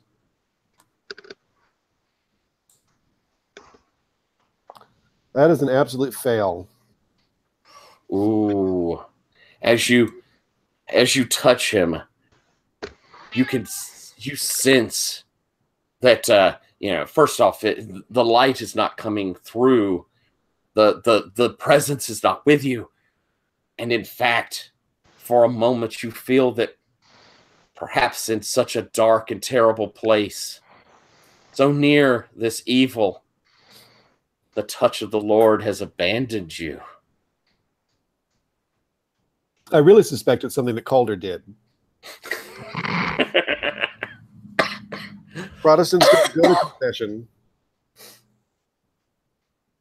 And so as Isabel and Wester, you rush down this corridor and turn the corner there, and you see there is a doorway open as you come skidding around.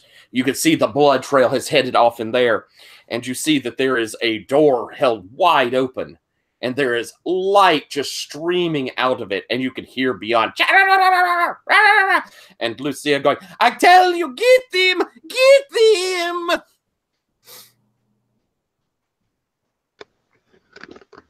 You've got some of that curative, right?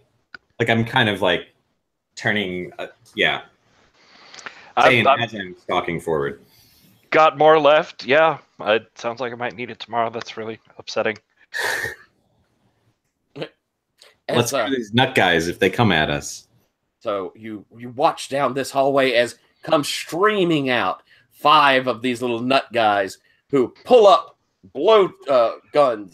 Actually, as we hear them starting to approach, I'm going to basically like skid to a halt and slam out a hand to grab Isabel like across the collarbone and slam her back against the wall. As I do some like hand motions with my other hand and point up at the ceiling as this streak of shadow forms around my finger and goes up and then like falls down over the 2 of us to hide us in a shadow as they come running around the corner. Oh, using your cantrip. Uh-huh. Ooh, all right. So you kind of pull back, the shadow drops over you, and so we see comes running down this hallway and past you and back the way you came. Come first those 5 holding their blow darts, and you can see they got little darts in the hand. And then coming back behind them, we see 6 more of them running, and in their midst, on a palanquin that they're holding, an enormous nut lady. And she's covered with, she's got little chakras on her, and you can see that she has people's ears mummified on a thing around her, and she's got this totem, and she's, and so what you're saying is it seems like she's a person that they'd be real upset if anything bad happened to. Oh, I bet they would. Like if that wine skim that's sailing through the air right now landed right on her, they'd probably be real upset. Oh my, but they would. Why don't we roll a dex to see how well you place this?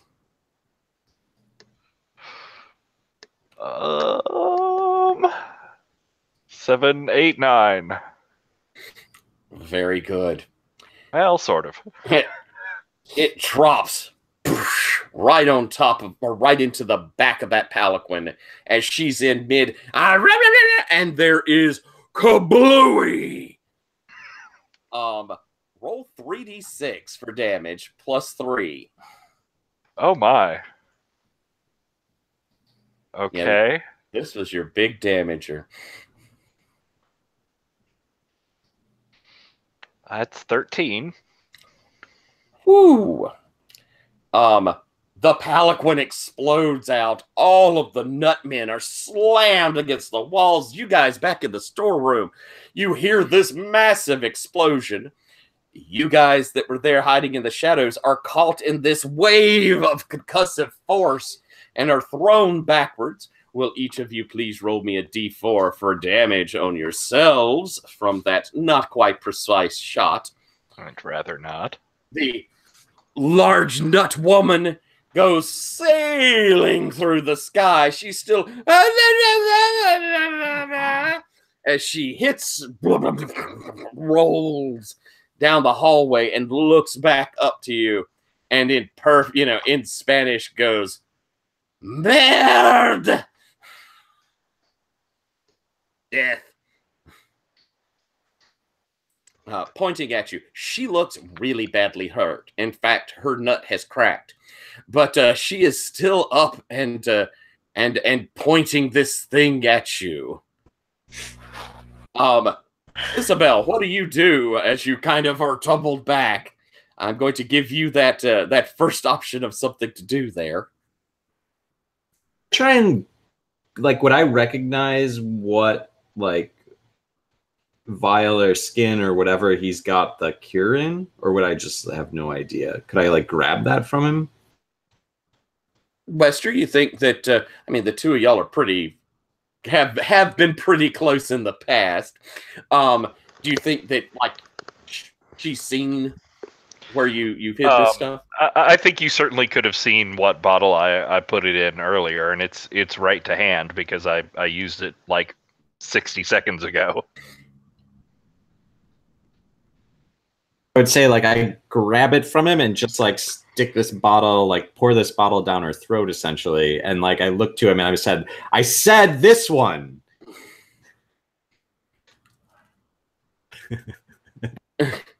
So you're pouring the bottle down whose throat? The Queen Nut Mama, I think. Queen Nut Mama, and this is the one that heals? Yeah. It's the restorative. Okay. You pour it as you rush over to her. She's not, she's trying to stop you. And so I'm going to have you, as you're rushing over, let's have you do a dex check. To see if you manage to get this in without her managing to stop you. Be the failure of the night. 6 + 1 is 7. All right. You pour this down into her throat as she thwacks you with this totem thing she had in her hand. Let's do a d4 of damage as she thwacks you. And as it pours down into her mouth, her eyes grow wide. No, she says in Spanish. The tree. And as you could watch the cracks begin to appear in her nut head, her big swollen brown body starts to almost writhe. The tree gives life. You took my tree. And she just sort of collapses down on herself as whatever had kept her alive for so long has been taken from her. She falls, and as she does, that totem falls to the ground beside her, and you could see it's made of some dark black wood and has all of these onyx and opals embedded in it. As coming around the corner, we have Cage's. I really combined those names, didn't I? Calder and Khan. You've heard this massive explosion, and you come around the corner to see this. I'm limping along, trying to buckle that armor on and draw out my swords. Calder, may I suggest? Yes. That you get Hilda and the kids and get them out of here through that door that Wester found. You're badly hurt. Oh, not as badly hurt as you're looking over there. You see the unconscious form of Isabel. Yes, but I only have two. I can only deal with one badly hurt person at a time. Well, why don't you deal with her? I don't know, you have the map, and somebody needs to get the victims out of here.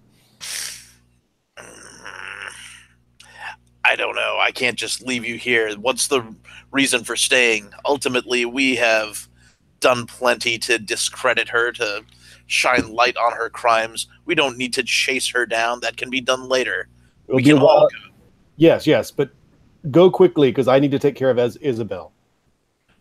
Do I realize that through that door, did I see that, where those things through open the loading dock, I realize that there's guards coming. Yeah, you've got a pretty good idea of that. Okay, so actually, if they're all going to be coming toward the loading dock, we could come out through that side entrance and kind of go around them. And there's that stable across the way, right? Mm-hmm. So I think actually I'm going to try and time things so that, as they're coming in through the loading dock, as they move up, I'm going to sneak them out. And I'm going to try and get them on horses. And all right. So you're going back through the big river room to come out that other side and head back to the way you first came in as you hear the guards coming. Khan, what are you doing? I'm dashing towards Isabel. She is unconscious, and you could see there's a big swelling where that totem thing had whacked her right in the head. And looking down at the totem thing, it's very expensive. And I don't know if it matters much now, but you're going to all get 1,000 silver for that. So y'all can, if you want, level up there. But you rush to her. You're going to try and heal her? Yes, I am going to level up because that gives me a wisdom bonus. Very good.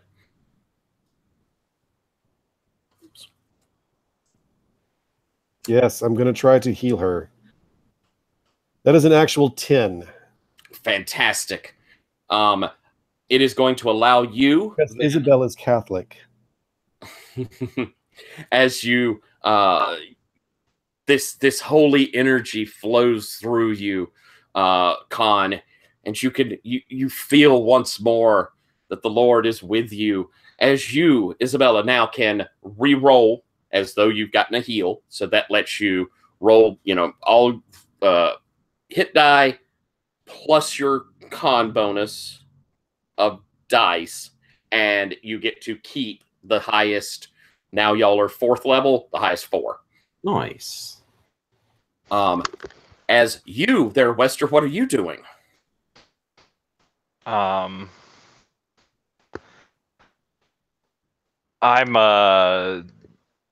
keeping an eye out through the door and trying to see what's going on in the big room where Lucia and possibly more of these nut people are. You hear from inside of there this caterwaul of the of the little nut men as they seem to be screaming in anguish, and then comes this almost beautiful sound of their voices rising in what can only be a dirge. And you hear Lucia go, "What are you doing, you idiots? Get them! Get them! You! Stop it! No! No!" I'm trying to sneak out in the distraction and see if I can get a better position or look on her. All right. You creep down this hallway to where those doors are open. Inside, it's so bright, and as you look in, you see there is this enormous tree. It must be 150 feet high in this big domed area with all of these skylights and lights coming in from there. There's light all around on the walls from these torches.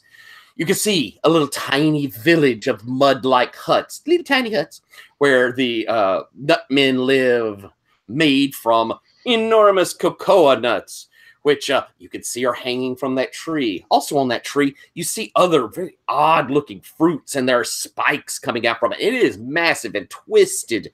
Buzzing up in its branches are these gigantic wasp-like creatures. They're probably like 2 foot, 3 foot long. Their wingspan is a good 8 feet, buzzing around the top. And you can see as down below, there are maybe 20 more of these nut people, and they are looking to the tree, and they're letting this lament.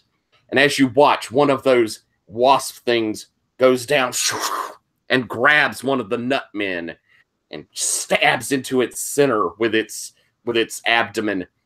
And the others look over and their voice rises up even higher as you see something being pumped into the little nut man, who has this ecstatic look on his eyes.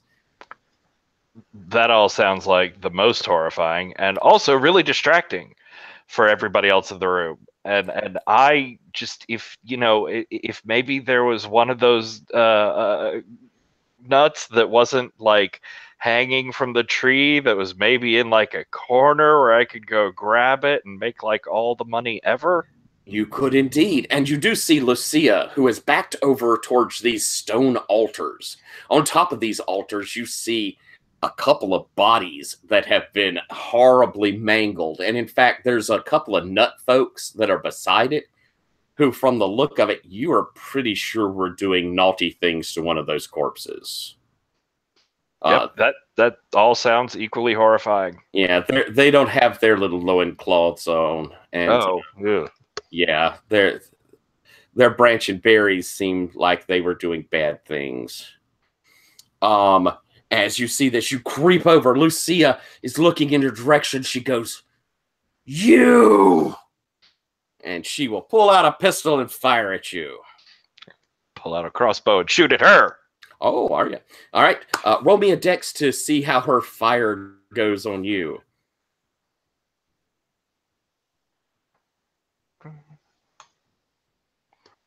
Nine. That is what I roll, by the way. Nines. Just all nines. All the time. Her shot comes flying towards you, and you chunk, it hits you in the arm as your crossbow bolt goes off, and chunk hits her right in the chest. Roll your damage. And if you'd be so kind, Tejas, would you roll me a d6 + 1 for the damage inflicted on poor Wester? How'd you do, Wester, with your damage on her? For your crossbow, do you need your damage for your crossbow? No, I have it. 5. 5 points. It chunks solidly into her, and she staggers back up against the altar, and she's still up and gives you this horrible evil eye, but when she fell back, her pistol had thrown to the side. What'd you roll, Tejas, for the damage she inflicted? 3 + 1 is 4. 4 points of damage. Ow. You said there was this nut I could get to. Yes. As I grab it and she's sort of staggered back against the altar there, I bring my hand up and do a different set of gestures pointing straight at her as the hem of her dress starts little bit, maybe she'll be able to put it out quickly, but starts to catch fire with the candle cantrip. Oh, very nice. All right. So that's also running. Isabel and Khan. Isabel, you're up. Khan. Before Isabel moves, I'm going to push the 2 daggers I blessed into her hands. And then I'm running after the way I convinced Calder to exit. All right. You go running back down the hallway and into the candy room. Isabel, what are you doing? Up and marveling at my newfound strength and daggers, and our Pope is an awesome Pope.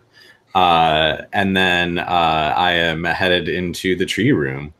All right. As you come charging down the hallway, you see Wester passing you, carrying this enormous nut. Wester, do you even slow as Isabel goes running in there?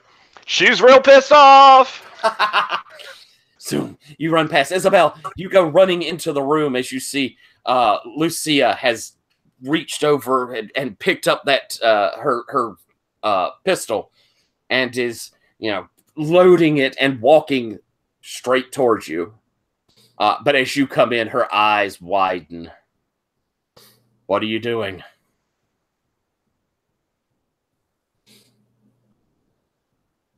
I think the gravity of the situation has finally struck me.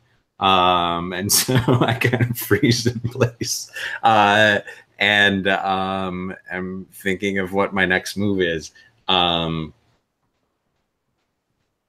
I think, yeah, like maybe I freeze in place for a second and then kind of just shrug and run straight at her with these daggers in hand. Excellent. As you hesitate for a moment, she is quickly loading that pistol. And so as you run forward towards her, she is at the same time trying to level a shot at you. Why don't we get you there with your attack?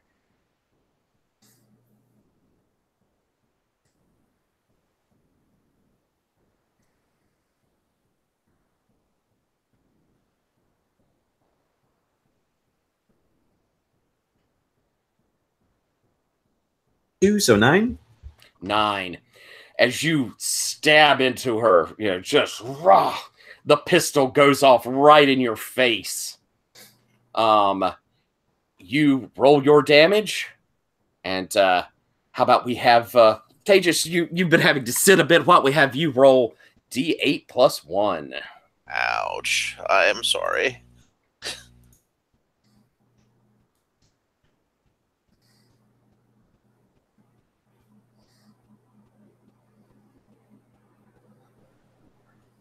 So what am I rolling on this? Because I've got the 2 daggers at this point. Is that correct? Yeah. You actually, since you're using 2 daggers, Mm-hmm.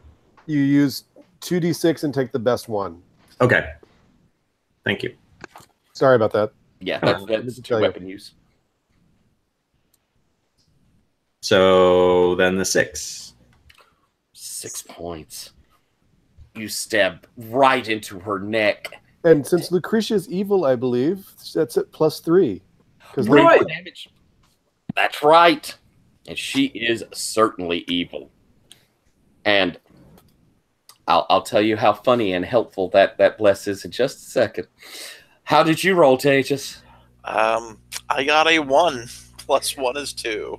2 points of damage as the bullet passes right by and skins across your cheek, leaving a rivulet of blood. This dagger stuck into her neck, and she falls backward, blood gushing out. And as she falls back up against the altar, she collapses on top of it. And the 2 little nut men standing there smile. Oh. And leap up onto her, beginning to thrust themselves into her orifices and the wound. Wester, you are running with your nut down the hallway as you get to the door heading into the river room, and they've probably left it open. As you're coming around, you hear the guards slam open the door from the packing room, and they're running off towards where Lucia and Isabel are. What are you doing? I'm trying to stay out of their sight and sneak down the stairs and get some of those paintings. Oh, so you dip into the storage room and start heading up the stairs, ripping down these as you go. By now, Calder, you have made it out the front door, and you can see that the guards, as you come out, you kind of watch as we see all 16 of the guards rushing in through those doors. I believe we're saying you were going to wait for them to go, and you're going to try and get across to get to the horses. Yes. So, basically, I kind of like duck down, and actually, I'm going to skirt the edge of the building itself so they don't have a, vantage view from going inside. Like, kind of even duck under the loading dock itself just to keep them out of sight. So the only insight is the actual sprint for the stable. Wonderful. All right, so you're creeping along the side. As you get a chance, you streak across, got the kids. Helga's got one, you've got the other. They can't really run themselves very well. As you rush across, getting to the gates, throwing them open, and running towards your horses. Khan, you come out the door, and you can just see as the little party has exited the gates.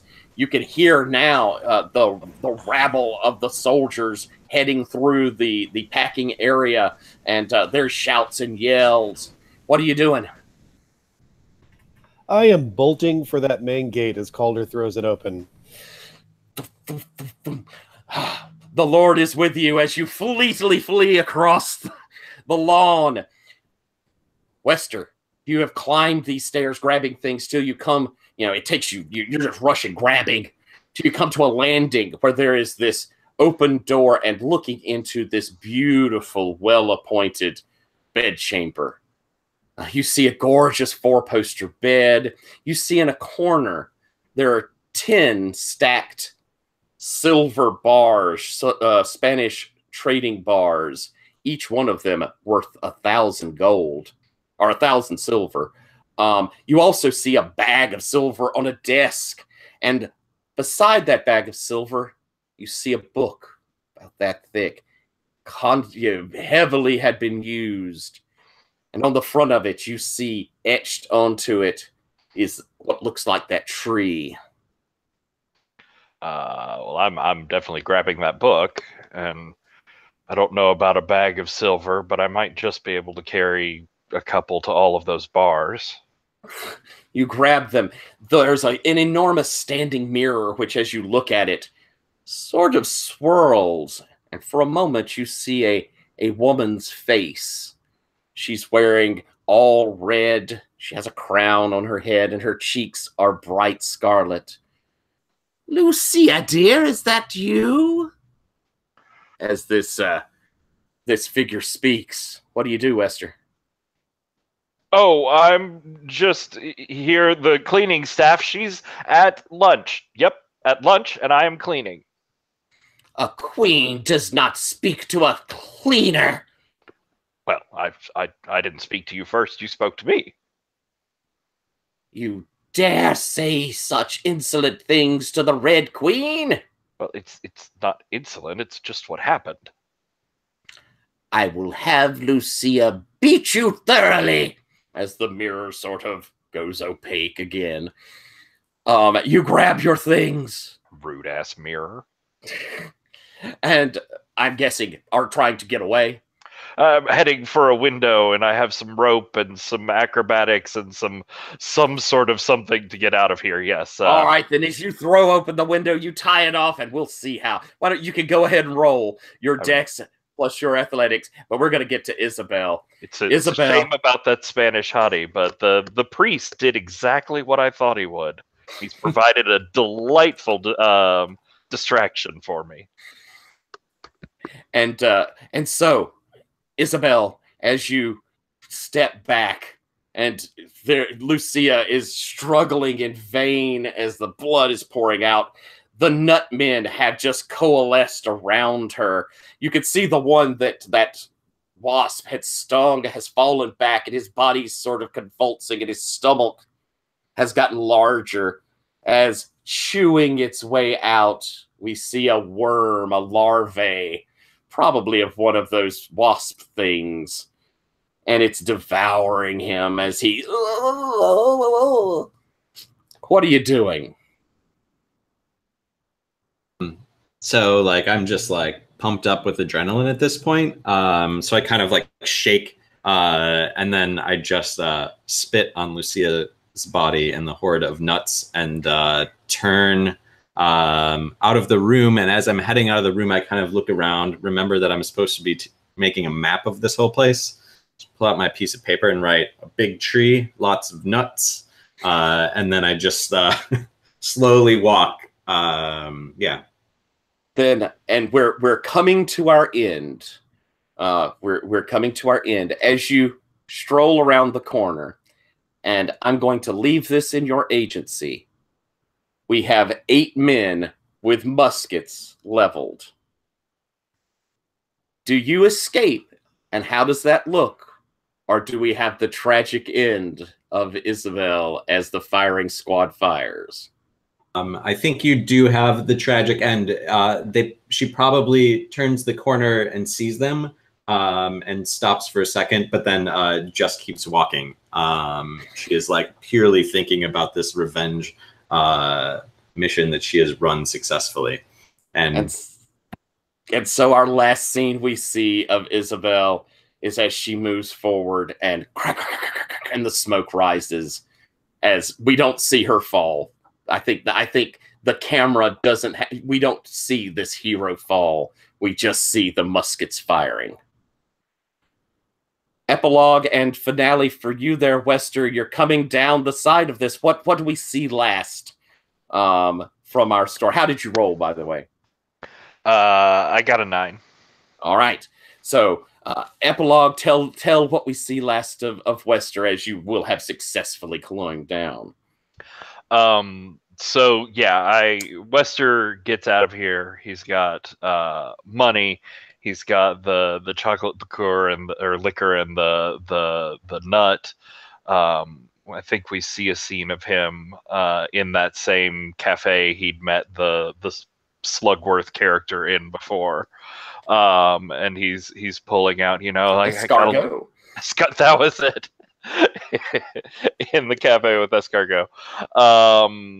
And I pull out for Mr. Cargo the various vials I have. Like I wasn't able to get much, and there's like the crudely drawn map that I made of this. We went from here to here, and then random swirly bit for a river.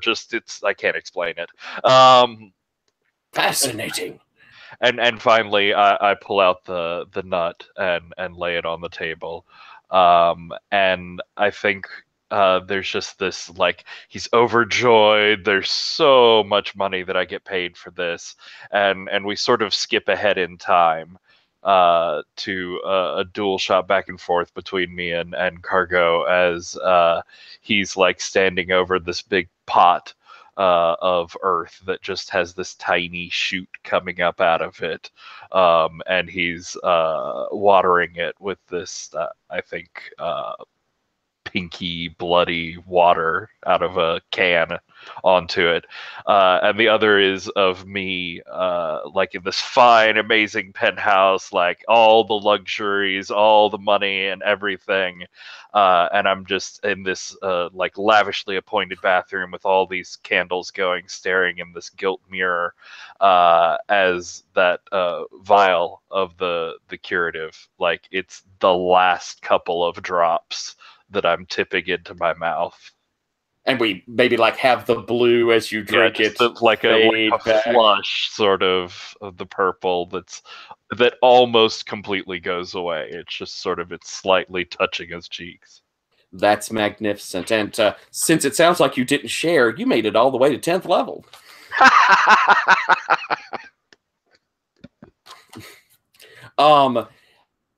What is our last scene for Khan? As Khan, you have escaped out of the factory. What do we see for an epilogue for you? I think Khan gave away his share of the map and the liqueur, or the chocolate liquor that they had stolen with Calder.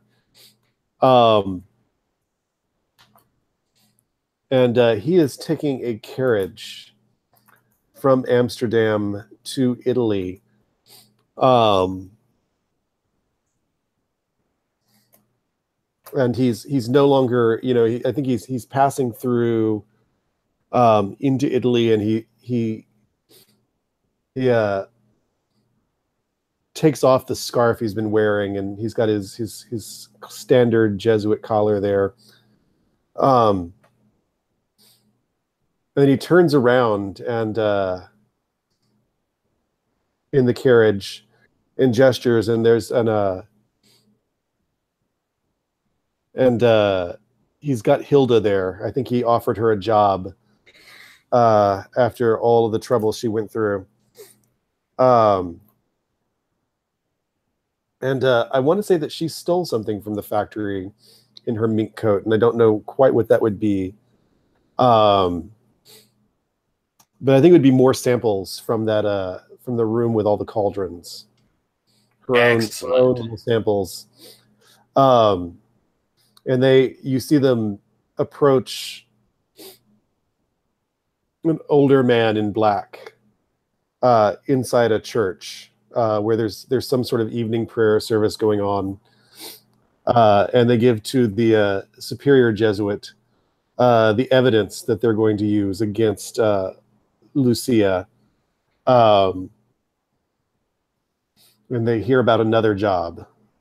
Excellent. As he takes this, he says, the Pope will be very pleased. Your next assignment? Yes, yes. So when he says the Pope will be pleased, and I forget the name of the Pope's this Pope's famous mistress, but I hope that Madame will be very pleased as well. And he nods and smiles. Tejas, last scene from Calder. I think that he gets, the kids back to, their dad, or at least starts like sending out feelers to try and do that. And despite the fact that he probably makes like a good amount of money off of the map and the liquor and like all that kind of stuff, he manages to keep it together long enough to get these kids to where they need to be. I'm assuming that this curative, cures all sorts of ailments. So he's probably shocked that his social diseases have cleared up as well. But for the first time, he doesn't have that, like, I'm going to be dying shortly anyway sort of fatality. And he just has to, like, live with all of the stuff that he's seen. So what we see is probably him, like, kind of walking through the streets of Amsterdam, kind of looking around until he finally, like, finds an opium den. And with his just, like, piles of credit, just, takes an apartment. And, kind of sits down into a bath, has, like, a vial of, some sort of liquor and, like, a little, pipe there, and kind of takes a hit off of it and sort of sets in. And, kind of like you've got these flashbacks of all the horrific things, of the things like, jumping on people and doing whatever. And then as that haze sort of like glazes over his eyes, those images sort of like fade away. And then he sort of, goes head to the side. Wonderful. Oh, that was delightful. And that was our journey into Blood in the Chocolate. Wow. Thank you all for playing. It's 11. I'm going to ask if people have 10 minutes or so to do a Roses and Thorns. If people don't, I completely understand. Do we feel like is everyone able to do so? Cool. All right. Would we like to take a couple of minutes, or we feel like jumping right into it? I think we can jump right into it. Cool. All right, then. Well, we're going to do a Roses and Thorns. That was Blood in the Chocolate. This module, pretty darn interesting. World of Dungeons, this is the first time, really, I've tried to run it. The system is interesting. I'll kind of come to my thoughts on it as we go through Roses and Thorns. We'll do Roses and Thorns by first doing Thorns, and then Roses. That way we'll kind of end on a high note. I think that's always a nice thing. I'm going to start with my Thorns, I think. And I regret that I didn't get even more of what it was in. I don't know if that was me pacing or me just underestimating how many sessions it takes. But we got through a great deal of the place, but I did feel like I sort of was rushing us towards the end. But at the same time, I loved how we played out. I loved the things we did deal with. But I wish that I'd have been able to maybe pace that a little bit better, or thought of what the sessions would need to be like. Other than that, World of Dungeons, I did not use that Die of Fate like I was supposed to. I should have been rolling the crap out of it, and I did not do that. And that is completely on me, and I really should. And when I run it again, it'll be much more in my mind. I think I rolled it once in each session, and that is not nearly enough. So It's a system that I didn't know well, and I do feel like I know it a little better, but I have a ways to go on it. And as far as the system goes, I'll admit it's doing a specific thing in my mind. Like if I'm going to run OSR, if I'm going to run a module, that's when I'm going to use it. As a game that I would run for, in general or for lots of stuff, I'd probably find something else. It's not bad. It's just, it is really, really limited. So that's kind of my thorns. Why don't I just come straight up the line, and then we'll go back the other way, and I'll finish with our roses. So Tejas, why don't we start with your thorns? Anything you saw? The only thing that I really felt like I wanted a chance to interact with Lucia beyond like oh man, we jumped immediately into combat, because I feel like she had a lot to say and we could have interacted with her. And I don't know if it was just the circumstance under which we ran into her. It was kind of like the only way it went. I don't know if we had had more time, we'd been able to like explore more, run into her in a less tense situation. But that was the only thing I was missing, I think, was like the fact that we didn't get a chance to talk to her and then escalate into a combat. It was just already right there.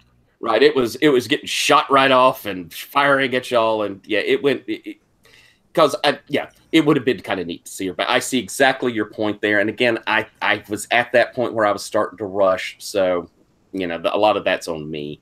But I completely understand what you're saying. I hear you. Rich, thorns? I would just echo what Teja said. I think that if I remember correctly, it's just like Lucia is not like this unbelievable tough villain. She's just such a mastermind. And so I think like getting a sense of sort of that, like how ominous and mastermind, and like, all of her, everybody who's been caught by her, of course, thinks that she is the epitome of power. And really it's just kind of, she just projects that. And so getting a chance to really kind of deal with and see how threatening she is when she's not necessarily like, not necessarily as a stat block, but just as a charismatic influence, would have been really cool. Mm-hmm. I don't think the pacing was off. I think that with OSR modules, there's sometimes a temptation to be too completist. And really, the choices are there so that you don't go some places.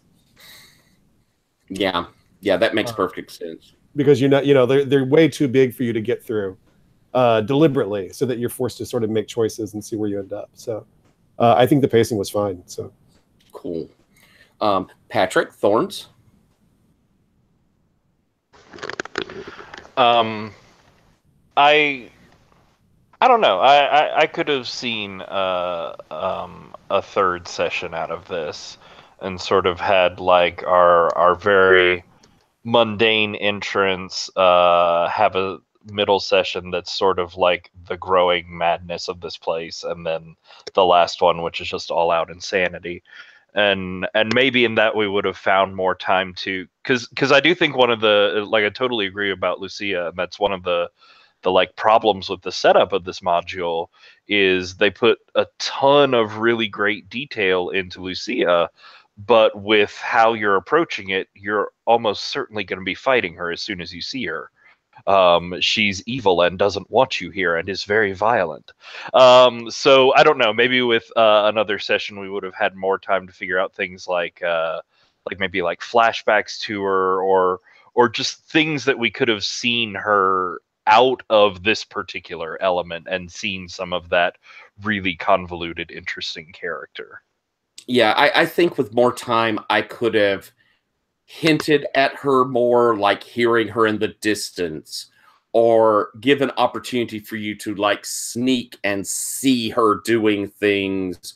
Maybe even have, if I wasn't so rushed, having a moment where y'all kind of talked and she retreated, that sort of thing. And I agree. I feel like I shortchanged her some, and that's a real shame. Mike, thorns. Yeah, so it's the cause of our problem with Lucia. yeah, like I kind of like felt I was expecting myself to fail because I had Roland kind of a shit character. And so like I was, yeah. And so then when she was successful, that was weird to me. You were on fire tonight. You were rolling great. Yeah. So it was interesting because like I thought like I think it ended up, and I guess that was the thing is I probably needed to figure out what I wish I had done is figured out like an extra dimension to the character in case she was successful. Where like I think where I was thinking of the depth for the character was that she would kind of like fail these things. And that's sort of where that sort of like one-minded like rage that she was kind of like going through was going to like develop some of that tension and that kind of thing. So it's kind of interesting to think about like, oh, I just didn't like plan out that kind of vector of success. It was which nice is to see weird, you're so but, single-minded, though. yeah, and I think like otherwise, like the module's like pretty cool. Well, that's not a thorn. It's leading into a thorn, I guess. But there's like some of the scenes where you kind of like open in on like a wondrous scene, but it's like really not clear what to do other than to like look and like, and that's to some extent to eat things because like it's the clearest thing to interact with. So it'd be interesting if there were like some more like prompts within the module for like potential interactions beyond just like munching on shit. I hear you on that. Yeah. Yeah. And it is a module that is, you know, it's all about the traps. I tried to get those out. And the diseases, and we got to see and do with some diseases, but there's not a lot of people to interact with, and y'all did encounter like all three of them besides Lucia. I mean, we didn't leave any people off the board, but and I think across the board again, where y'all were talking about Lucia, that is a shame that I didn't plan that more cleverly myself to give y'all opportunity to know her a bit better. But that's for Thorns, and I hear all those, and I certainly recognize what you're saying on those. So we're going to go back, just stake our way back through. So Mike, would you like to give roses? The fun part. Yeah. So all of your kind of gory descriptions of all of the traps were delightful, and the way that you lean into the voices and all that kind of thing just like makes that all the more like fun and twisted and weird and yeah, like all of that kind of thing. And yeah, like I liked how the characters were kind of developing, and that we were able to have essentially like full arcs for most of the characters over 2 sessions is also pretty cool. So yeah, like I appreciate that there were some like really dramatic moments and that kind of thing for being like a short and funny and weird thing. We were still able to hit some of that. So yeah, those are my cool. Patrick, roses. I thought the module was really cool. I thought the diseases were super fun. Like if we'd had that theoretical third session, I probably would have spent more time just eating random shit that was laying around, because that was super great. I liked that. You know, this whole thing is based on those diseases and poisons, and we had a cleric here in Khan who had that ability to just like infinitely heal these things. But I like that didn't lessen the danger. I like that it was so rare that it would be like this full-on clearing out healing, and that most of the time it was just pushing the disease back or pushing the problem back for a little bit. That kept everything feeling like it should have, and kept the diseases feeling really dangerous. And I really liked my interactions with Isabel this time, with you, Mike. I thought that whole back and forth this time of misunderstanding and mind control and not mind control and more misunderstanding, and it was great. I really enjoyed every part of it. Cool. Richard, roses. I love how unflinching your descriptions of all the horrific little details were. You just did not flinch or hesitate at all, and I really appreciated it. And those details are horrific. Yeah, your details of the diseases, everything else was just really, really fantastic, and really, really appreciated those. Cool. Thank you very much. And Tejas, roses? I know that you said that you weren't a big fan of the way that the system worked, but at the same time, I think that there's a lot of character-y stuff that we did because we were sort of free to do it with WoDu, which you just wouldn't have gotten a more unforgiving OSR system. Like, I don't think you would have just so casually been like, hey, I found a candied blueberry, let me throw that in my face. I wouldn't have been like, I'm really tired at the top of these steps, and I know that normally the way I get back hit points is by relaxing, but I'm going to do that with my flask of chocolate. I don't think you would have gotten those moments if it wasn't for the fact that you've got that flexibility of a 7 to 9, and that a 6- doesn't automatically mean like, well, you're dead. There's a variety of interpretation of hard move that isn't just, oh, sorry, your hit point pool is done, so your experience is over. I hear you. I agree there. Thank you. And for my roses, to kind of address what you said there, Tejas, there was a lot of ability in that system for me to customize where we were. That 7 to 9 was a huge help for me to decide if it was going to be super harsh or where I was going to start taking the difficulties there on it. So, like I say, for an OSR thing, I don't know if I would run anything else. It's just that if it wasn't an OSR, I probably would look for a different system to run a game.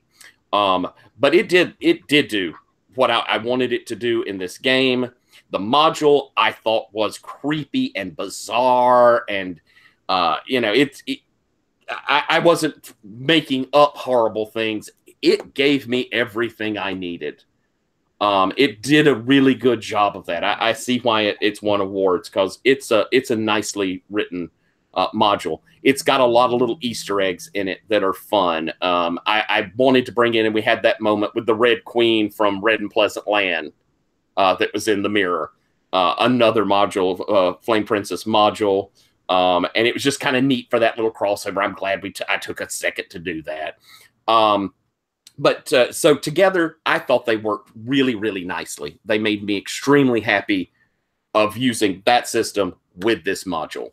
So there's no way I could I have anything bad to say about that. Also, I want to say that all of you had such amazingly interesting characters. They all ended up being really fascinatingly cool. Like I said, I like that kind of single-mindedness of Isabel. But then, Mike, you did such really cool things with when you were still in the love, and that was neat to see. And there was a real feel to, what drove her, and the character was rich. It felt like a fully developed character. And Patrick, I thought Wester was that sort of conniving person, but at the same time, it wasn't like he was a conniving coward. He was brave. He went in there, put himself in danger to get the profit. He was there when his comrades were in trouble to fight with them. And, even though it was sort of okay, he's going to, probably get away with whatever he can from them, wasn't like he was out there wanting them to die. And I thought that was a good balance. That made for a really neat character. Richard, every time I play with you, you make the most neat, weird characters. They are so complicated. There's so many levels to all of your characters, and this guy was no different. Having that he's a priest, pretending to be a Protestant, with this secret mission, and this real touched by the divinity and the goodness in him, and it was just a really complex character. I mean, I would want to read the books of him going off, Khan, papal spy. I would read that book series every day of the week. And Tejas, I always love your characters as well. I get to play with you fairly often, and you always make these wonderful characters.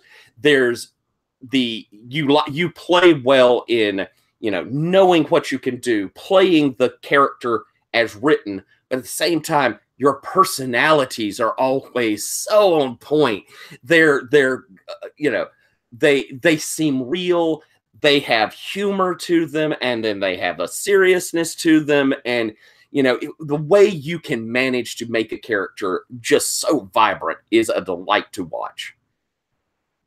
So guys, thank you so much for playing. I had a great time, and so to finish my roses, I could not have hoped for a better group, and I could not have had more fun with this module. Had a lot of fun too. Had a lot of fun. Thank you. Yeah, this was really great. I was glad that we got a chance to do it. Definitely. I am too. Well, gentlemen, I'm going to end the broadcast here, and thank anybody who happens to watch. If it's only me, then hey, thanks, Tyler.